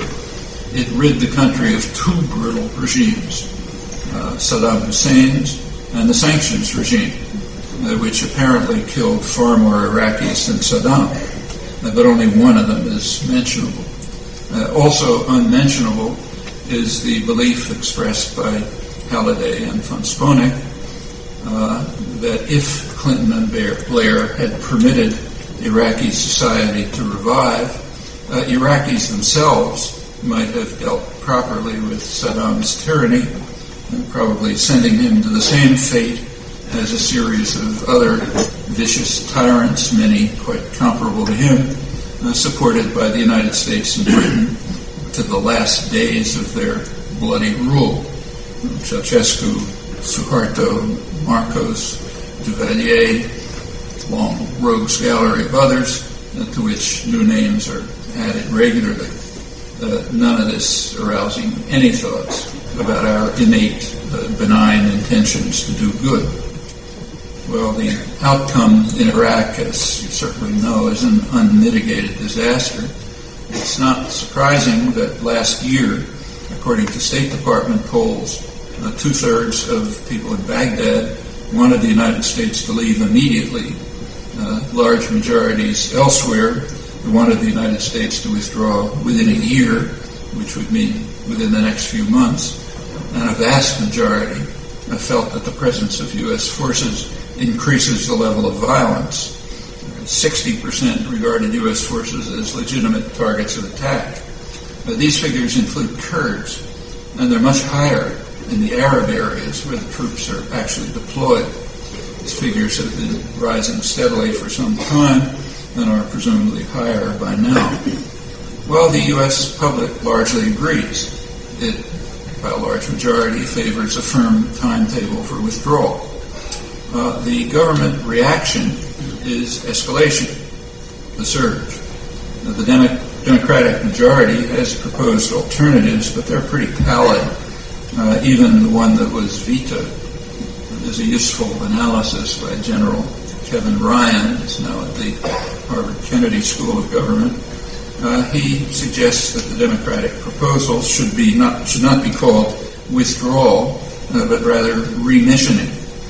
The reason is that when you look at them closely, there's a national security exemption, meaning, as Bush says, this national security is at stake, do what you like. There's an exemption for combating international terrorism, which is also an open door. Troops are going to stay for training and for facilities and force protection. There's a tacit premise which underlies all public discussion about Iraq across the spectrum and other places too. The premise is we own the world. That's unmentionable, unnoticed, and on that assumption, you don't collapse in ridicule when you on any other assumption. Actually, that illustrates rather neatly a crucial difference between propaganda systems in totalitarian states and in democratic societies. In a totalitarian state, the party line is usually announced clearly and explicitly, and you better repeat it and say it when you're asked, or you get sent to the gulag or the torture chamber or something. You don't have to believe it. You just have to repeat it. That's a totalitarian system.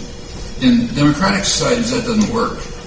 The state has lost the capacity to control the population by violence. So therefore, the propaganda line somehow has to be believed or internalized. So what you do in a democratic society is you never articulate the party line. You never see an editorial saying, we own the world, so therefore we're not foreign anywhere. That would be a bad mistake. It's like Stalin. What you do is just presuppose it. You presuppose the party line, never say it, and then you encourage a vigorous debate within the framework established by the party line. So that gives the impression that the society is free and open, and it also helps instill the party line, because you can't even carry out the debate unless you accept it, like foreign forces. So it just becomes like the air you breathe, and you accept it. It's the way the world is. That's democratic propaganda. Plenty of illustrations. Just take one more, and take the surge. As soon as George Bush announced the surge in opposition to public opinion in the U.S. and, of course, Iraq, you could predict at once that it's going to be accompanied by charges of Iranian interference, which it was. So immediately we have charges of Iran interfering in Iraq. And then there comes a debate, vigorous debate. The hawks say, yeah, Iran's interfering, let's blast it. The doves say, well, really not sure, maybe those roadside bombs, you didn't read the serial numbers correctly, maybe it's just the Revolutionary Guards, not the government. And you have a debate about that. The debate is totally senseless, except on the assumption that we own the world. You could not have a debate in, say, 1943 in Germany about whether the Allies were interfering in occupied Europe, say in Vichy France. I mean, maybe in Nazi Germany you could have a debate, but certainly not anywhere else. People collapse in ridicule. It was under military occupation. How can anybody be interfering? But we live in a democratic society, so therefore you can carry out the sort of effective propaganda which allows this debate to go on without ridicule. That's a tribute to our capacity to be controlled by government, media, propaganda. Universally, just about. Try to find some comment about all this. It's just taken for granted. You are listening to the keynote speech by Noam Chomsky, delivered May 17th at the 20 Years of Propaganda Conference, organized by the University of Windsor, Canada. That's effective propaganda. And again, it's very much like Vietnam. So you go back to the Vietnam War, vigorous debate. It was not about the question of whether the United States has a right to invade and destroy a country. And of course we do. That's a given. So you don't debate it, you don't assert it. So it's not discussed in responsible circles. Rather, the questions that were discussed are the Russians interfering by providing North Vietnam with air defense? Is China interfering by rebuilding railroads, Chinese railroads that happen to pass through North Vietnamese territory that we're bombing? Are the Vietnamese intervening by supporting indigenous resistance in South Vietnam, which always was the main target of attack? So that was the debate. Always. Actually, even in the anti-war movement, I'm sorry to say, it was kind of accepted. That's what you debate. At the extreme end, within the mainstream, you get Arthur Schlesinger, Anthony Lewis, and so on. Well, another illustration is this very interesting concept of stability that I mentioned. I mentioned one example. It's a standard usage. Bush #1 had to support Saddam's crushing of a rebellion that might have overthrown him in the interests of stability. In simple English, that means it's too dangerous to allow Iraqis to rule Iraq, and still is. Therefore, we have to impose stability, meaning subordination to U.S. rule. It's the tacit definition of the word. A couple of days ago, there was a front-page headline in the press saying, U.S.-Iran set to confer on Iraq stability. That is, on inducing Iran to contribute to U.S. rule over Iraq in a stable client state, which we rule by right, since we own the world. Not going to question it. And nobody does. Well, given the technical usage, there's no contradiction when somebody writes, I'm quoting, that the United States had to destabilize a freely elected government in Chile because we were determined to seek stability. That's not a contradiction. Stability means subordination to U.S. rule, so therefore laying the basis for a murderous, vicious military coup, destabilizing it is the right thing to do in the interest of stability. That happens to be James Chase, liberal commentator, editor of Foreign Affairs in the New York Times. And it all makes sense, and therefore isn't questioned on the unspoken but critical assumption that the United States owns the world. If you don't accept that assumption, you're just not part of civilized discourse. And again, it's never asserted. That would be a bad mistake, kind of like a totalitarian state. Just instill it by constant presupposition. We all agree, when it's somebody else, that invaders have no rights. They have no rights to make any decisions, whether to withdraw or not. They have responsibilities. Prime responsibility is to pay reparations for what they did. The second one is to hold the guilty accountable by the standards of Nuremberg. The third responsibility is to attend to the will of the victims, which then meant withdraw. In the U.S.-UK case, it would be the same if we were willing to accept the most elementary of moral principles, namely Jackson's principle of universality, which is, of course, unthinkable. If we could, the responsibility would be to pay massive reparations.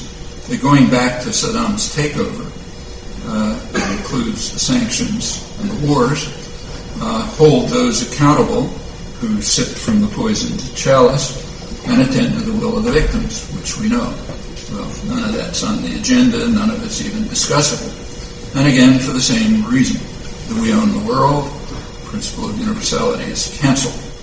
To bring it up would elicit either vilification or hysteria, or more often just incomprehensions, if you're talking Swahili or something like that. Also, not discussable are the reasons for the U.S.-UK invasion. Undiscussable. And for the unwillingness to withdraw without securing a dependable client state. It's a remarkable fact in free countries in the West that all of this is off the agenda, just as comparable questions were in the case of Vietnam and elsewhere. It's a topic for another talk. Let's go back to Nuremberg and aggression. I mentioned one provision of the definition of aggression at Nuremberg. There was another provision. This is Justice Jackson again. An aggressor is a state that commits such actions as provision of support to armed bands formed in the territory of another state, refusal, notwithstanding the request of the invaded state, to take in its own territory all the measures in its power to deprive those bands of all assistance or protection. Okay? Uncontroversially and unambiguously, that applies, for example, to the Reaganite war against Nicaragua. So by the standards of Nuremberg, those responsible should have faced the death sentence. But that level of adherence to the principle of universality is far too unthinkable even to be mentioned without horror. So hope you're not too horrified with mentioning. Recall that Nicaragua did bring charges against the United States in the World Court. However, the court would not consider the charge of aggression. In fact, the court dismissed most of Nicaragua's case, which was presented by a distinguished Harvard law professor, Abram Chase. The court dismissed it on the valid grounds that when the United States accepted World Court jurisdiction in 1946, the U.S. excluded itself from prosecution under multilateral treaties. That includes the UN Charter and the Charter of the Organization of American States. So it's impossible to bring a charge of aggression against the United States. The court, same happened when Yugoslavia charged NATO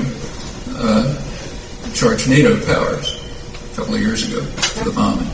The U.S. immediately removed itself from the case, and the court accepted it correctly.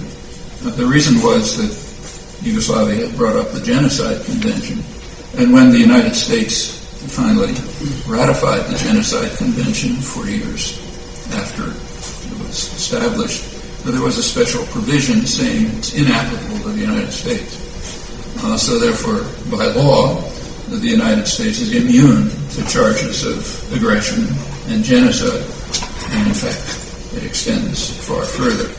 All of this would be taught in junior high school in societies that value their freedom.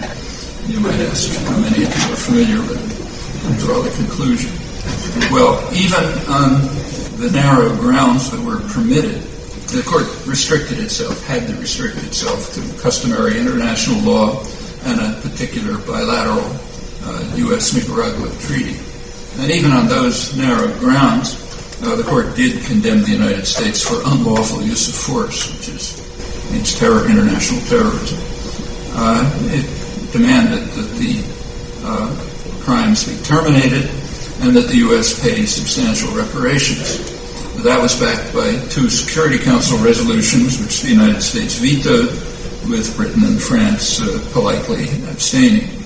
The press reacted by dismissing the court as a hostile forum. New York Times editors, which is true, they condemned the U.S., so they're hostile forums, so we need to pay attention to them. A couple of years earlier, the same court had been lauded for supporting Washington in a case against Iran.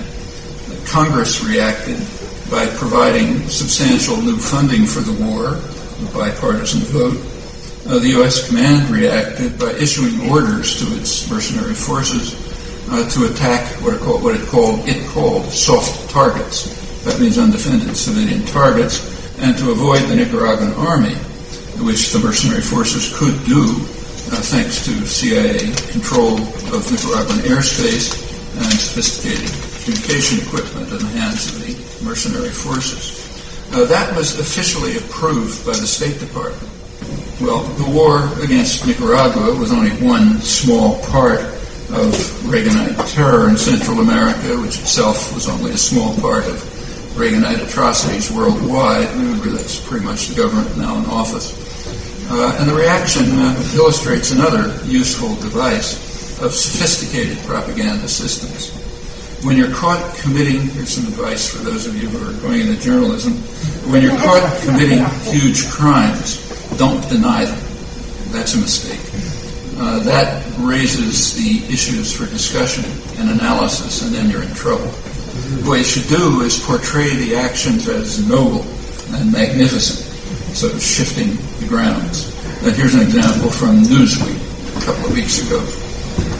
This one was brought up by Fair Media Analyst. I hadn't noticed it. They had a prestigious columnist, international affairs columnist, Fareed Zakaria, and he lamented that the Bush administration, the current one, has been intervening in the domestic affairs of Latin America. That is, they're going back to the bad old days, he said, which came to an end when, I'm quoting, came to an end when Ronald Reagan orchestrated an extraordinary turnaround supporting human rights, democracy, and free trade. I mean, the audacity is stunning.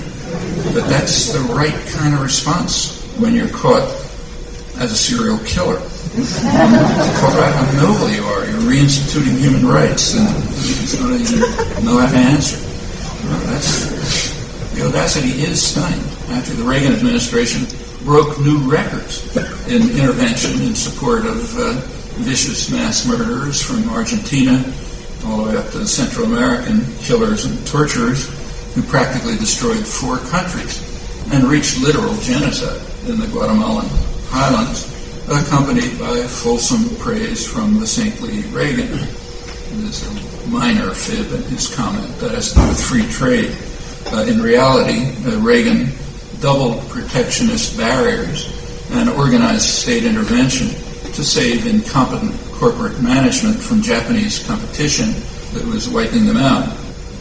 Well, the technique is common. Harvard University has a Center for Media Studies, Shorenstein Center at the Kennedy School of Government. It's directed by a respected media leader, Marvin Cowell. Just recently, a couple of weeks ago, they released a study, Cowell released a study of media coverage of the U.S.-Israeli invasion of Lebanon last summer. You really have to read it to believe it. I don't have time to go through it, but I urge it. According to Cowell's account, the United States media were pawns in the hands of Hezbollah. They covered up Hezbollah crimes, and they condemned Israel for aggression, as it was fighting a two-front existential war for its survival. I mean, the number of lies and malicious distortions per paragraph is stunning, sometimes even comical. So, for example, it includes bitter condemnation of Middle East journalism, which does not accept their high standards of objectivity and is just a propaganda instrument. I guess a proof. The proof is a London-based Arabic journal that published 22 pictures of Lebanese civilian casualties, but only one picture of Israeli casualties. Now, the actual ratio of casualties was about 25 to 1. Okay? So by objective Western standards, you'd have equal numbers for the aggressors and the victims, not 22 to 1, understated, as in the corrupt Arabic press. According to Cal, the wet U.S. media are almost as bad. On NBC, ABC, and CBS, 3 main channels, he writes that in the first 2 weeks of the war, there were 133 stories of Israeli attacks against Lebanon, 89 Hezbollah attacks against Israel, which in the real world were a virtually undetectable, minuscule fraction of the Israeli attacks, and furthermore were in retaliation for Israel's immediate and very heavy bombing of civilian areas in Lebanon after the capture of 2 Israeli soldiers. And the capture of 2 Israeli soldiers means demonstrably precisely nothing by Western standards. Easy to prove. For decades, Israel had been kidnapping, often killing, Lebanese and Palestinians in Lebanon or on the high seas in transit between Cyprus and Lebanon, sometimes holding them as hostages for many years. Hundreds were sent to secret prison torture chambers like Facility 1391, which is exposed in detail in Israel, reported in England and on the continent, but never in the U.S. No one ever called for an invasion of Israel, and if they had, it would have been described as a reversion to Nazism. Well, this is just a tiny fraction of the pure cynicism of this. Actually, there is a response to Calv's extraordinary display of apologetics for aggression and atrocities. It's by Howard Friel. He's the co-author with Richard Falk of an outstanding book. Just came out on the coverage of Israel-Palestine by the New York Times the last 6 years. This book is a follow-up to a devastating critique of New York Times coverage of a wide range of other issues. Those are two more books that are far too important to review or to mention. You can search, but they're worth reading.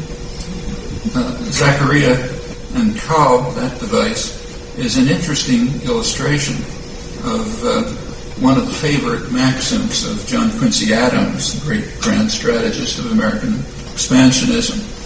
One of his favorite authors was Tacitus, and his favorite maxim was Tacitus's statement, "Crime once exposed has no refuge but audacity."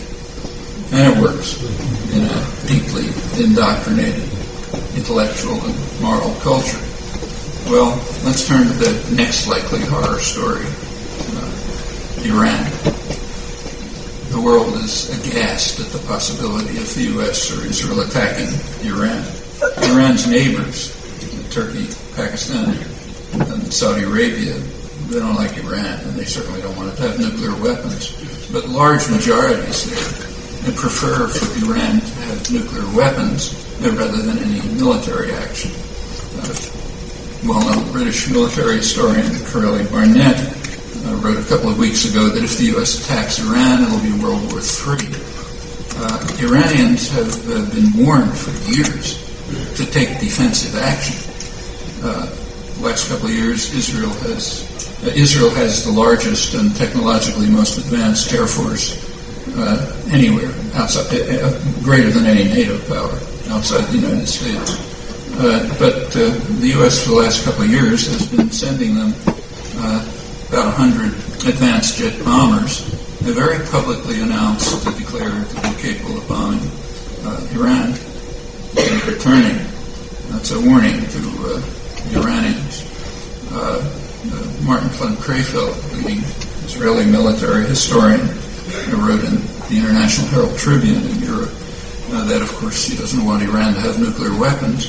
But after the invasion of Iraq, if Iran is not developing nuclear weapons, he wrote, they're crazy. The United States informed the world that it's going to attack anyone it likes if they're defenseless. So it's an invitation to say you better build nuclear weapons. The Iranians are notified about the attack. The population here is kept in the dark. We don't know. Their information has to be kept secret because of what's called security. If you haven't done it yet, I'd advise. It's instructive to read through the record of declassified documents. They're open societies in the United States, at least, so you get a lot of declassified documents. And they're interesting reading. They are kept secret for reasons of security. Security against the primary enemy, the domestic population. Overwhelmingly, they're kept. The security has to be so that the population won't know what the government's planning. I mean, there's some legitimate security, but that's the bulk of it. And this is another case. They're going to tell us what they're planning. We're not supposed to know. Maybe the attack is being planned, maybe not.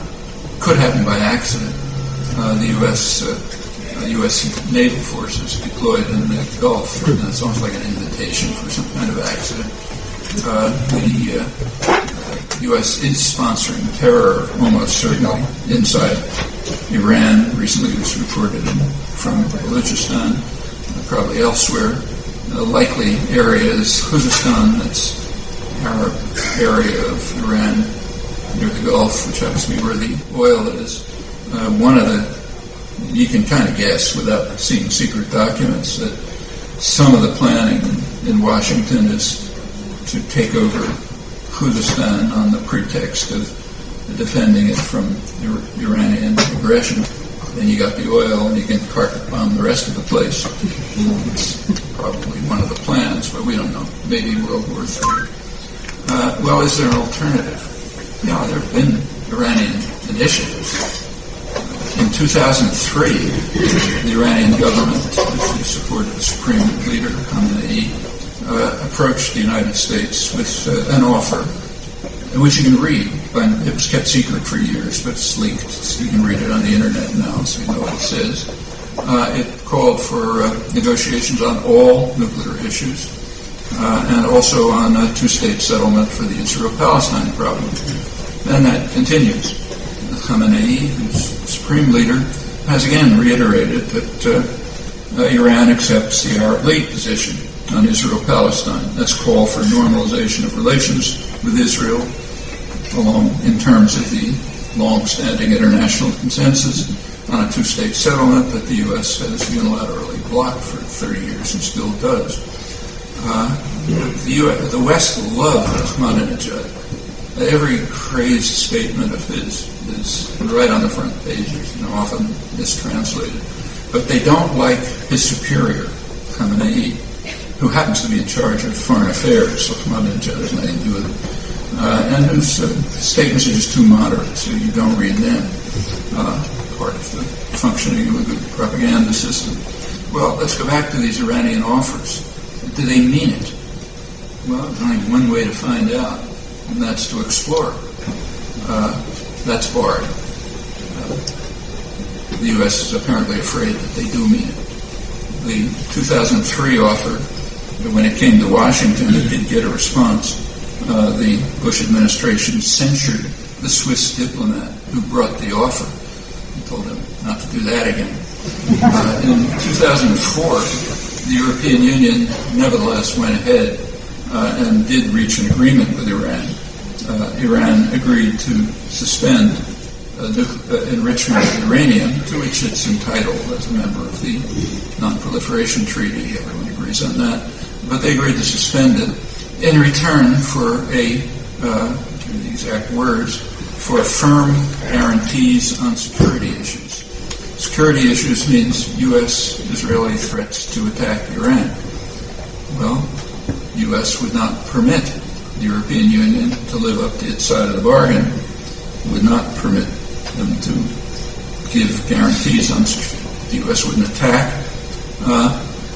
Then Iran withdrew from its side of the bargain and began enriching uranium again.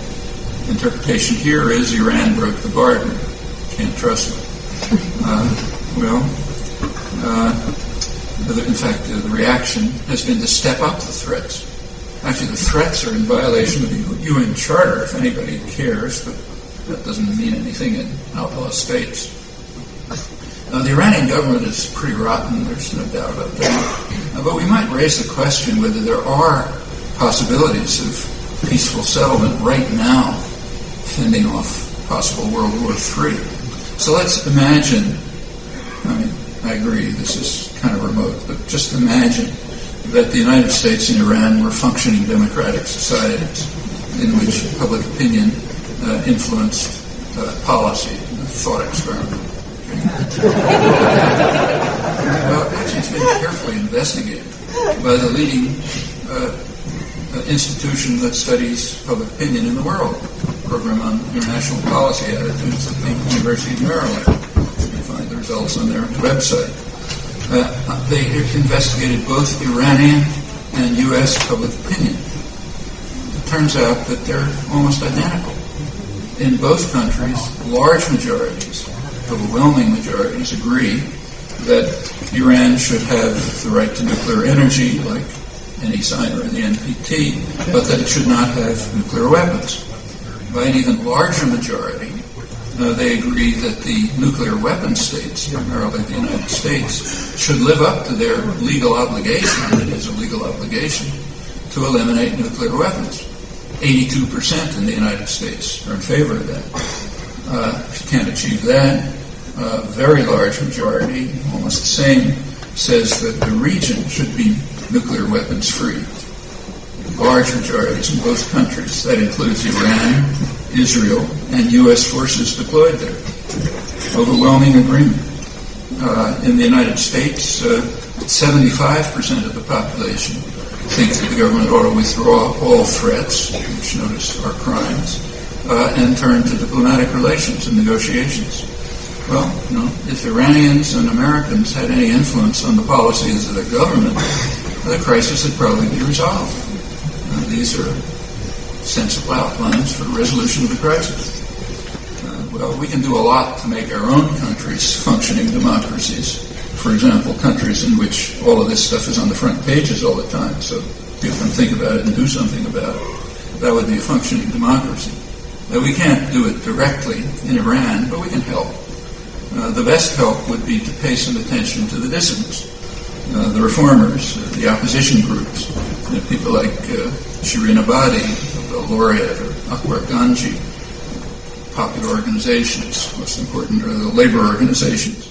They're demanding an end to all threats against Iran, and for good reasons. They know, as we can all figure out ourselves, that the threats are just a gift to the hardliners. They rally support for harsh measures of repression. Now, we understand the mechanisms here. It's a threat. Everybody huddles under the umbrella of power. It's a grant for repression. That's under vastly less threat than Iran is facing. Bush's axis of evil speech in 2002 predictably led at once to attacks against the dissidents as traitors. One Iranian scholar, Columbia, Hamid Dabashi, describes the axis of evil speech as the second most severe U.S. attack on Iranian democracy. The worst attack, of course, was overthrowing the parliamentary government by force in 1953. Well, we can act to open some space for those who are seeking to overthrow the reactionary and repressive theocracy from within, instead of undermining their efforts by threats and aggressive militarism, with bipartisan support, incidentally, in the United States, although opposed by the overwhelming majority of the public in the U.S. Well, in general, the world faces quite severe dangers, and much of the problem is right here in our intellectual and our moral culture, and in the media that reflect and reinforce them. And actually, that's an optimistic conclusion. It means that we can do something about all of this if we choose.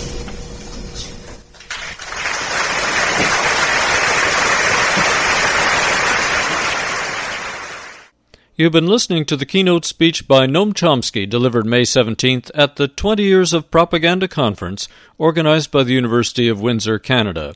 Due to time restrictions, 8 minutes of the audio were cut. The original speech and the Q&A that followed can be found at www.radioforall.net. Noam Chomsky's speech, The Poison Chalice, the Media, and the Use of Force, was edited for radio by CFRO 102.7 FM, Co-op Radio in Vancouver.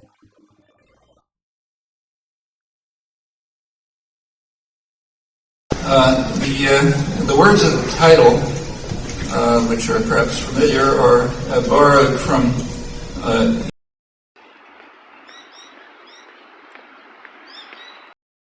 So, trying to break the curse of procrastination.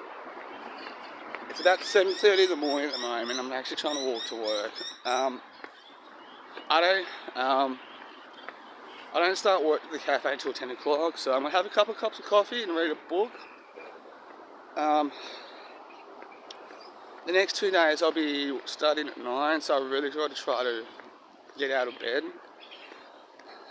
before 7.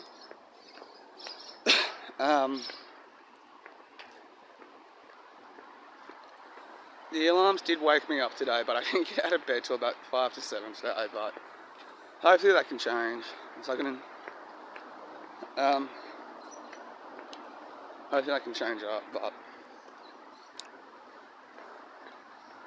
like I said in the last few previous vlogs, I probably would never get a 6-pack and stuff like that. I could, I'm just not going to put that time in, but it's not an excuse not to look after myself physically.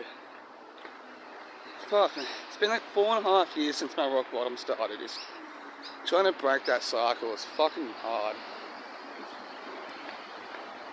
At the moment, it's acutely like the emotions are attached to certain things, like reading. So hopefully try to break that up. So hopefully I'll be able to finish reading that John, the fucking wind. So hopefully I'll be able to finish that John Lennon book sometime this week, but and get into another book. So exercise and read books, guys. Side note,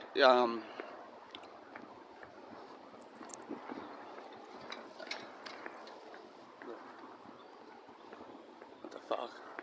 And side note, guys, if you know how to put audiobooks on your phone, do that. You know, get some earphones, plug it into your phone, turn the audiobook on, listen to the audiobook as you walk. So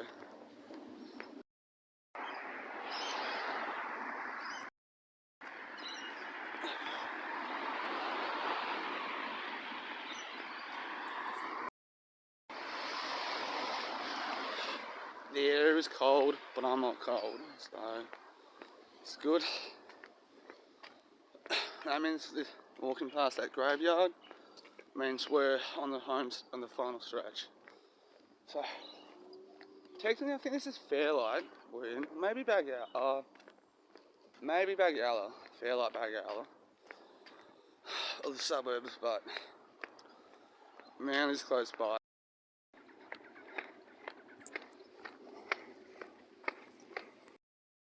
I can see the ocean from here.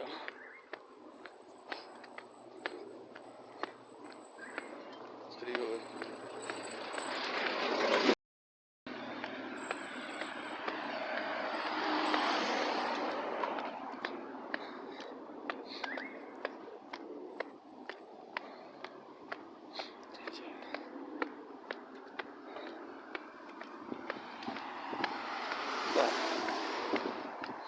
No, it's alright, you guys fucking... I'm in Manly.